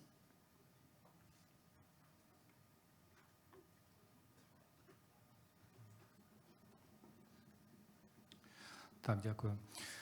Хотів би сьогодні коротко поговорити про зелену трансформацію групи «Нафтогаз», наші поточні пріоритети і деякі проекти. Очевидно, що головним пріоритетом під час війни для групи є забезпечення енергетичної стійкості країни. Тим не менш, у сучасному світі ми прекрасно розуміємо, що трансформація компанії з традиційної добувної переробної в сучасну енергетичну компанію є абсолютно необхідною, і ми рухаємося в цьому напрямі. Для того, щоб мати конкретний план, ми зараз працюємо над розробкою комплексної стратегії декарбонізації групи. В минулому році ми підписали договір з Європейським інвестиційним банком задля підтримки цього проєкту. До кінця року йшли тендерні процедури по підряднику, і вже з початку цього року ми почали безпосередню роботу по розробці стратегії із залученням міжнародного консультанту. Ми очікуємо, що в першому кварталі 2026 року ми представимо публіці нашу стратегію. Тим не менш, деякі проекти та програми ми вже реалізуємо. Наприклад, ще в 2021 році були реалізовані перші 2 сонячні станції загальною потужністю 34 МВт в Харківській і в Житомирській областях. Станції працюють за зеленим тарифом, і інвестиції склали $22,5 мільйони. В подальшому сонячну енергетику ми плануємо розвивати більше в контексті власного споживання. Ми провели аналіз потенційних локацій, вільних земельних площ, покрівель будівель, де можна встановити сонячні панелі. Порахували приблизно 43 МВт потужності. Ми можемо встановити на промислових об'єктах групи. Ці проекти знаходяться на різній стадії готовності. Наприклад, Укртранснафта вже розробила проєктну документацію. В цьому році ми очікуємо закупівлю обладнання. Такі компанії, як Укргазвидобування, Укртрансгаз ще знаходяться на етапі feasibility, вивчають оптимальні локації, обладнання і можливості по підключенню. Також ми розвиваємо проекти з вітрової енергетики. У нас є компанія «Нафтогаз Біоенергія», яка є девелопером 2 вітрових проєктів у Одеській і Миколаївській областях. Обидва проекти приблизно по 58 МВт. Вони знаходяться дуже близько до стадії ready to build. Я думаю, що в 3-му кварталі точно ми досягнемо цієї стадії і перейдемо до реалізації. Паралельно ведемо переговори з фінансовими інститутами. Наприклад, Данське експортне кредитне агентство EIFO. Зараз спілкуємося з ними щодо фінансування та забезпечення гарантії. А загальна наша стратегія по вітру – це 450 МВт до 30-го року. І оці області, які ви бачите, це потенційні наступні майданчики для масштабування вітру. У нас є один ще такий досить цікавий проєкт з декарбонізації одного конкретного промислового об'єкту, це ПСГ Трансгазу. Плануємо встановити комбіновану станцію вітряки малої потужності плюс сонячні панелі. Там загальна потужність близько 2 МВт буде. І вона дозволить покрити майже 100% від споживання електрики цього об'єкту. Ми цей проєкт реалізуємо разом з JICA, японським фондом. Очікуємо на найближчий час процедури внутрішні JICA прийдуть і може бути вже оголошений тендер на обладнання та будівельні роботи. Також наша стратегія передбачає будівництво розподіленої когенерації. Ми її плануємо будувати на базі компанії «Укравтогаз». Ця компанія є оператором станції ГНКС. Вони є в кожному регіоні, близько 90 по всій Україні. Ми почали з пілотного проєкту в Києві, 4 станції в Києві. На них може бути встановлено 45 МВт по електриці потужності. Зараз ми займаємося розробкою проєктної документації разом зі Светфандом, який нам виділив грант на ці роботи. І до кінця року ми очікуємо завершити і вже оголосити тендер на обладнання. А загальний потенціал до масштабування по Україні – це до 300 МВт, якщо взяти до уваги всі заправки, які є по Україні. Також важливим напрямком для нас є розвиток ринку біометану, тому що у нас є вся необхідна інфраструктура для розвитку цього ринку. Ми пропонуємо і ТЕО на будівництво біометанових заводів, підключення до газових систем, обслуговування, ремонт систем, транспортування, зберігання біометану. І також нещодавно наша європейська компанія Trader отримала сертифікацію для торгівлі біометану, тому ми також пропонуємо продавцям біометану договори офтейку за ринковими умовами. У мене все. Дякую за увагу. Дійсно цікаво послухати про те, як розвивається компанія в нових напрямках, тому що все одно ми звикли бачити новини чи певні розвиток компанії все-таки в нафтогазовій сфері, тому цікаво, що у вас такий потужний розвиток також буде в децентралізації та відновлюваних джерелах енергії. У нас залишився Євген, який, я впевнена, сконцентрується ще на тих питаннях, які, можливо, колеги не торкалися. Напевно, є ще питання, які стосуються фонду, можливо, заборгованостей. Це того, що зазвичай лунають від учасників енергетичного ринку. Доброго дня, колеги. Дякую, Ірино, і колегам за те, що вже було сказано. Так, багато питань вже розповіли колеги. Для початку давайте трохи про компанію. Представник компанії ДТЕК ВДЕ – це один з найбільших інвесторів у відновлювану енергетику в Україні. Наразі ми маємо вже інвестиції на 1,4 мільярди євро, і загалом це 1,1 гігават сонячної та вітрової енергетики. Зараз ми в процесі будівництва другої черги Тілігульської вітроелектростанції, і після її закінчення загальна потужність цієї електростанції буде майже 500 МВт. Також у нас в девелопменті знаходиться Подільська електростанція з орієнтовною потужністю 650 МВт. Також сподіваємося на завершення цього проєкту. Окрім вітру, зараз ми також, повертаючись до першої панелі, прийняли участь в аукціонах, які проводив Укренерго на допоміжні послуги. І за результатами цих аукціонів наразі ми будуємо 200 МВт Energy Storage. Це буде не один Energy Storage, це буде їх серія Energy Storage, розподілених по Україні. Загальна інвестиція складає в цей проект 140 мільйонів євро. Ці сториджі, вони вже цього року будуть залучені до мережі і надавати послуги Укренерго. Тому, як бачите, все ж таки інвестиції в країну є, але інвестори стикаються з певними труднощами при залученні цих інвестицій. Ці труднощі в першу чергу пов'язані, звичайно, з військовими ризиками. Це і залучення IFIs, тому що не всі бажають так біжуть прямо інвестувати в Україну. І також це дякую, можна мені цю штучку? Я сам буду. Це залучення IFIs та страхування власного капіталу. Також зупиняє багатьох інвесторів наша боргова криза в секторі. Наразі у нас станом на минулий місяць заборгованість перед виробниками видає близько 21 мільярда гривень, що також не спонукає до інвесторів до якихось активних дій. Але цей процес рухається і боргова криза зменшується. І також відсутність гарантованого втейку, тому що для того, щоб залучати інвестиції, кожен інвестор хоче розуміти, що його інвестиція буде повернута.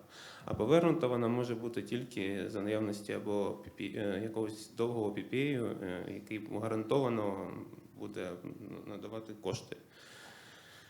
Так, ці питання, вони не нові для галузі і поступово зменшуються, і тому хотілося б сказати ще, які основні, на нашу думку, механізми очікують галузь. Це, по-перше, подолання боргової кризи, і тут ми бачимо гарний прогрес, і це і завдяки регулятору, який на цей рік прийняв тариф на НЕК «Укренерго», який дає змогу оператору виконувати свої зобов'язання по ПСО, по ВДЄ. Також дякуючи шановним народним депутатам і пану Андрію Михайловичу за їх зміну і те, що вони надали можливість ОСП розподілити профіцит тарифу на диспетчеризацію і погасити частину заборгованості попередніх періодів.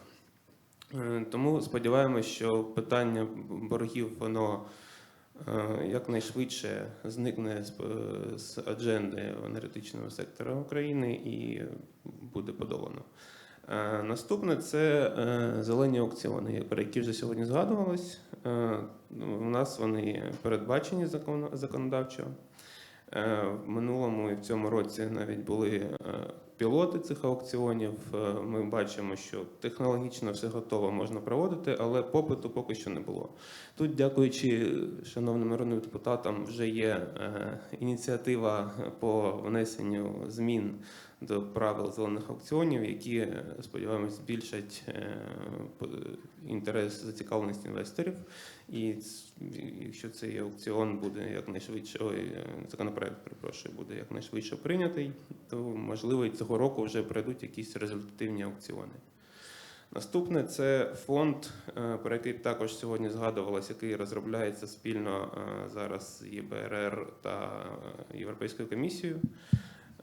Історично цей фонд був ініційований асоціаціями відновлювальної енергетики, двома асоціаціями – це Yulia та Вітровою асоціацією. Зараз цей фонд, деталі цього фонду поки що нам невідомі, вони обговорюються між ЄБРР та Єврокомісією. І є у сектора є такі очікування, що ми якнайшвидше дізнаємось, до чого ж дійшли шановні організатори цього фонду, що нам очікувати і коли. Наступне питання – це вже, як сьогодні багато згадували, установки зберігання енергії. Вони є дуже потрібними енергосистемі України, і в той же час це нова технологія, яка в об'єднаній енергосистемі поки що майже не працювало. І особливо як постачальник допоміжних послуг для НЕК «Укренерго».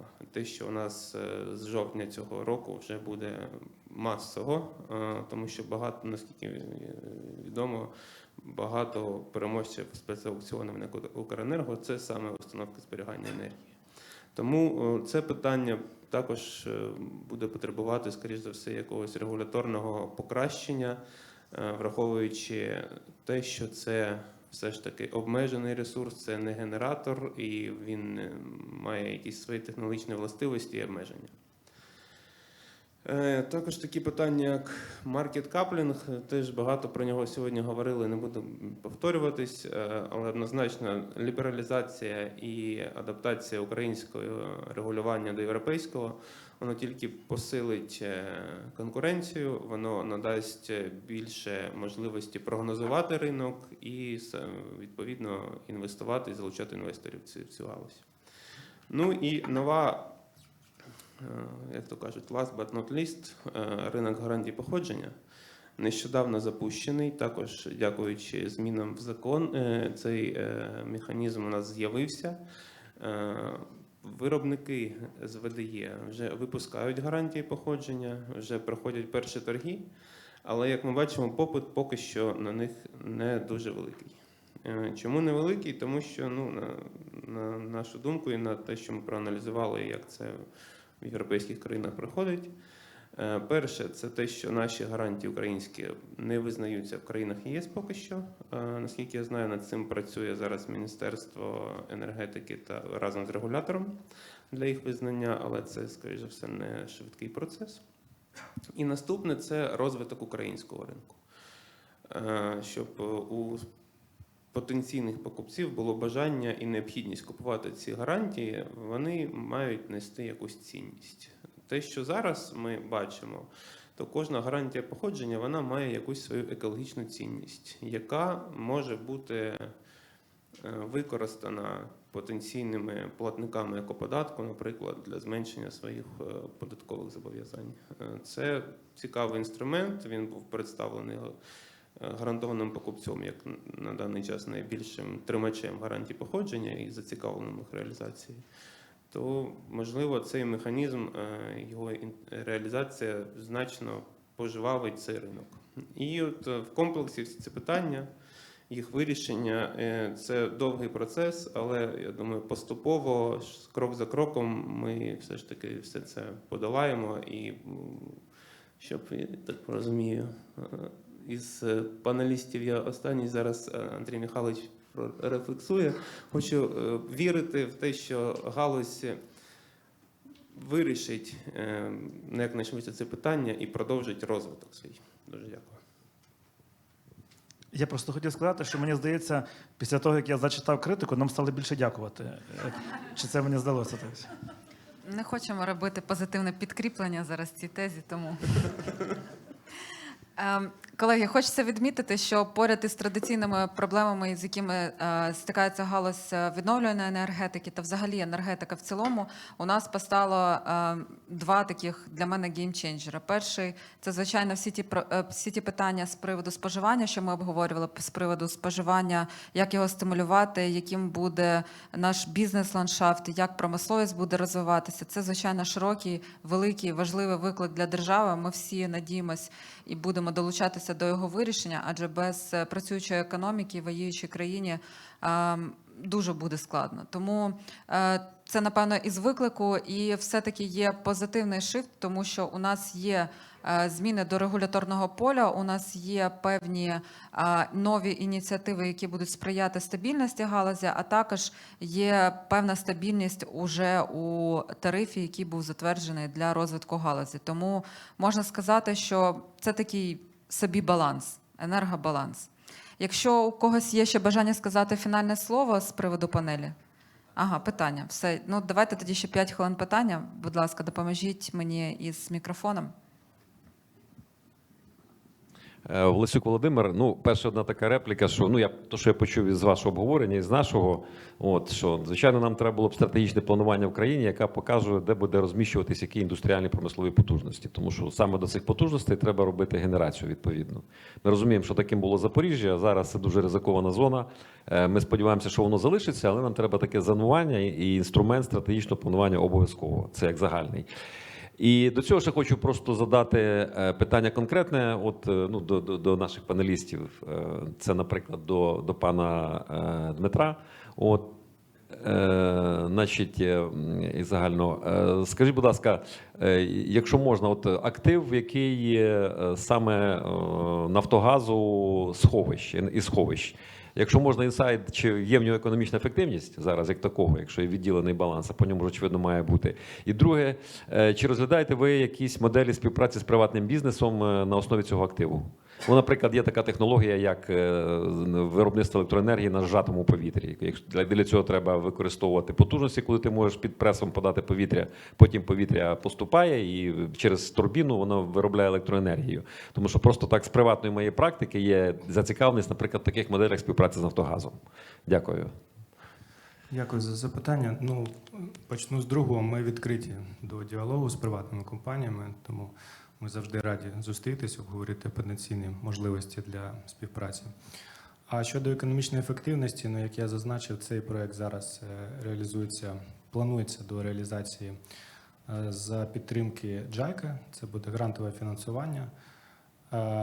Навряд чи тут мова буде йти про дуже велику економічну ефективність, але вона буде вища, ніж нульова.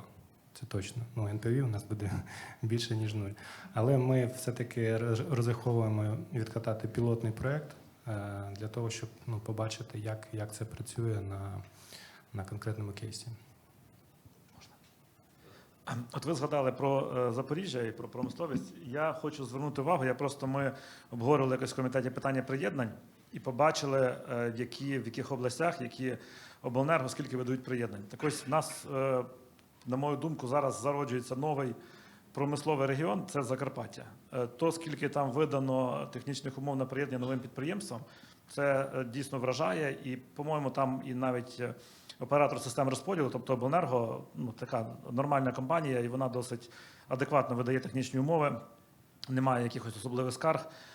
Єдине, що вже не буде такої гігантоманії в радянському стилі, де там, не знаю, 3 підприємства утворюють цілу область чи місто, але там десятки і десятки нових підприємств відкриваються, і з точки зору такого контрасту, що було 5 років тому і що було зараз, мабуть, Закарпаття ми побачимо через декілька років дуже велику відмінність між тим, що було 5 років тому.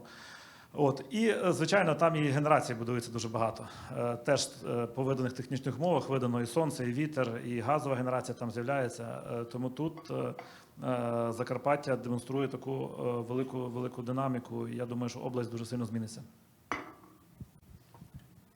Якщо дозволите, Роман Лукінчук, Укрексімбанк. Пару ремарок, коментарів і тоді пару запитань до наших спікерів, до Андрія, до Євгена і до Вікторії. Насправді ми в своїй діяльності, коли там розглядаємо проекти фінансування ВДЄ при будівництві, ми там дуже часто від наших клієнтів чуємо про проблематику певну, що є там проблеми з підключеннями, що там кожен ОСР по-своєму трактує доступність технічних умов, скажімо так. Далі це питання того, що, скажімо, доступ до зовнішнього фінансування. Це там, як було сказано, гарантований офтейк, гарантована ціна. Дійсно, в цьому напрямку дуже-дуже багато зроблено, але для того, щоб ці проекти прямо полетіли і дійсно там вирішили певну економічну, свої завдання, вони мають бути в тому числі bankable, тому що банк, коли фінансує такі проекти, він не просто як кредитор виступає, він виступає як довгостроковий партнер, в якому потрібні зрозумілі умови функціонування ринку. Відповідно, в мене декілька питань до офтейкерів цього всього, фактично. Тому що перед нами насправді найбільші інвестори в галузь, які не зупиняються, які продовжують інвестувати. За це величезна подяка. Але хотілося б почути, дійсно, з якими ще викликами ви стикаєтесь, з якими проблемами на регуляторному рівні ви стикаєтесь, і як в цьому може вам допомогти держава. І, Андрію, до вас питання, скажімо, які механізми, ну от ви говорили, да, за важливість там вітру, за важливість балансування, збалансованої системи, але при цьому, як вже казали, що для вітру не було, наприклад, ну, пільг по ввезенню вітроустановок, так, митних пільг, там, ПДВ. Як ви бачите вашу допомогу в цьому напрямку і не просто там допомагати, а, скажімо, ну, латати дірки, які прогалини, які є. На жаль, вони є, вони з'являються нові, да, в процесі там тестування, проби, помилки. Але як от ви бачите, як можна стимулювати це, щоб от дійсно там інвестор, який заходив на цей ринок, він був дійсно зацікавлений? От просто ваше бачення, можна там оф-рекорд, скажімо, да? Дякую.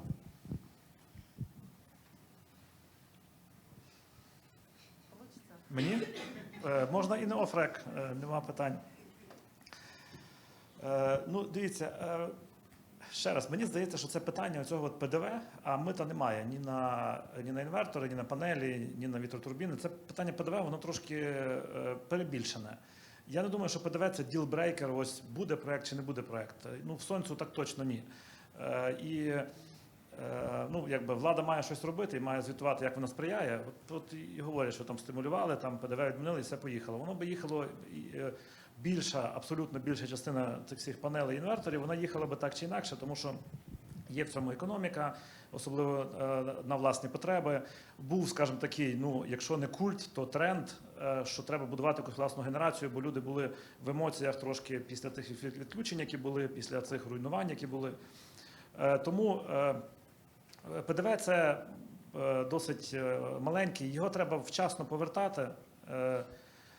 Я особисто, якби, наш комітет підтримав відміну цього ПДВ, цього законопроекту. Єдине, що ми там це не наші предмети відання, ми там не головний це податковий.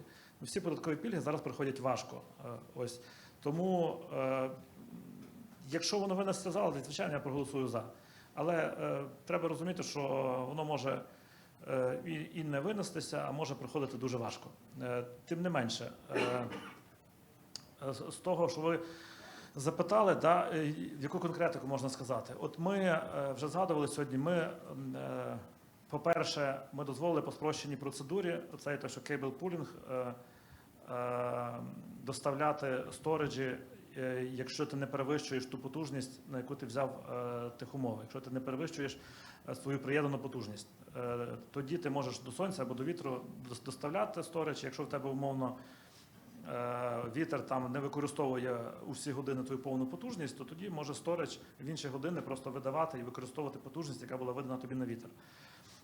Мені здається, це спростить і для тих, хто хоче, і з часом, я думаю, таких бажаючих буде більше, воно спростить можливість довстановлювати сториджі до своєї зеленої генерації. Далі, ось цей от законопроект про те, щоб ми вводили депозит, ну, як авансова плата за приєднання при видачі тих умов, щоб вони залишалися за тобою. Плюс ми ввели ще таке питання просто бронювання. Іноді буває, що люди хочуть взяти тих умови, а в них ще немає земельної ділянки. У нас, до речі, по земельній ділянці також і проголосована спрощена процедура, як сільськогосподарського призначення землю за межами населеного пункту по спрощеній процедурі через обґрунтований висновок архітектора перевести в землі енергетики і промисловості. Я навіть знаю такі кейси, якщо комусь там десь треба терміново землю перевести, вона підходить, але просто не знаєте, як, не виходить, звертайтесь, ми підскажемо, бо я знаю такі практичні кейси, де таке робилося. Їх поки що по Україні одиниці робилося, але такі є. І навіть якщо немає землі, можна тепер забронювати, заплатити депозит, це також як, ну, якось може піти майбутнього авансу по роботи за приєднання і забронювати собі потужність для приєднання, навіть якщо в тебе ще немає землі. До цього закону ти маєш з пакетом документів із правом власності або з орендою землі прийти і подати документи, тільки тоді тобі видадуть технічні умови. Але ти можеш займатися землею, а потім, поки ти займався, вже технічних умов там розібрали, і ситуація така. Тому зараз інвестор може наперед вже знати, що в нього там будуть технічні умови і може їх забронювати наперед. І оця от норма про те, що треба вносити депозити як аванс за майбутні роботи по приєднанню. Я, до речі, хочу запитати, наприклад, елементом Energy. Як ви знаєте, да, про яку я законодавчу ініціативу там випадку кажу? Про це внесення депозиту за технічні умови як аванс за майбутні роботи по приєднанню. От яка ваша оцінка цієї норми? Вона працює в плюс чи в мінус? І чи очікуєте ви, що це якось змінить ситуацію на ринку? Таке комплексне питання, але я думаю, пан Андрій дуже добре знає мою позицію, тому що ми якраз багато сперечалися з цього приводу. Ми вважаємо, що на даному етапі ця ініціатива з нашого боку, вона радше така негативна, тому що вона зобов'язує інвестора багато інвестувати на етапі, коли, в принципі, відбувається розробка проєкту, яка характеризується досить низькими витратами. Далі, коли ми вже починаємо будувати, йде вже капексний проєкт, там, де, власне, вже є залучене фінансування і так далі. Тому, в принципі, вона може навіть пріоритети не тільки ті проєкти, які існували лише на папері. І мені здається, це та проблема, яку ви якраз намагаєтесь вирішити. Але й ті проєкти, які, в принципі, намагалися раніше реалізувати, але через те, що це досить затратна історія, вони можуть просто або довше реалізовуватися, або, в принципі, зникнути. Тобто, але тут ще також важливий аспект. Нам би хотілося подивитись на результати вашої ініціативи. І я так розумію, ці результати будуть ближче до кінця року, тому що компанії вже мусять оплатити приєднання. І далі ми маємо зрозуміти, що вартість приєднання падає. І от якраз в кінці року, коли можна буде сказати, що вартість приєднання впала, наприклад, тоді можна буде вже фінально говорити про те, наскільки ця ініціатива спрацювала чи ні. А якщо говорити з точки зору наших проєктів, у нас вони всі реальні, тому для нас це мінус. Конкретно для нашої компанії. Зрозуміло. Тому що я десь чув, що у вас є проєкт Рівненська область, Тернопільська область, десь там є, так?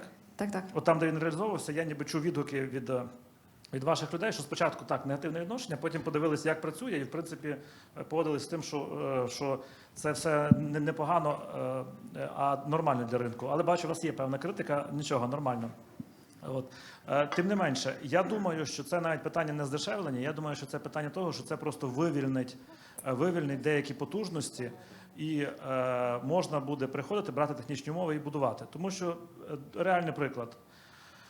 Є в мене колега в парламенті, він співголова групи дружби з Литвою, і він з ними спілкується і приводить литовських інвесторів і каже, можеш познайомити з Укренерго, хочемо взяти технічні умови.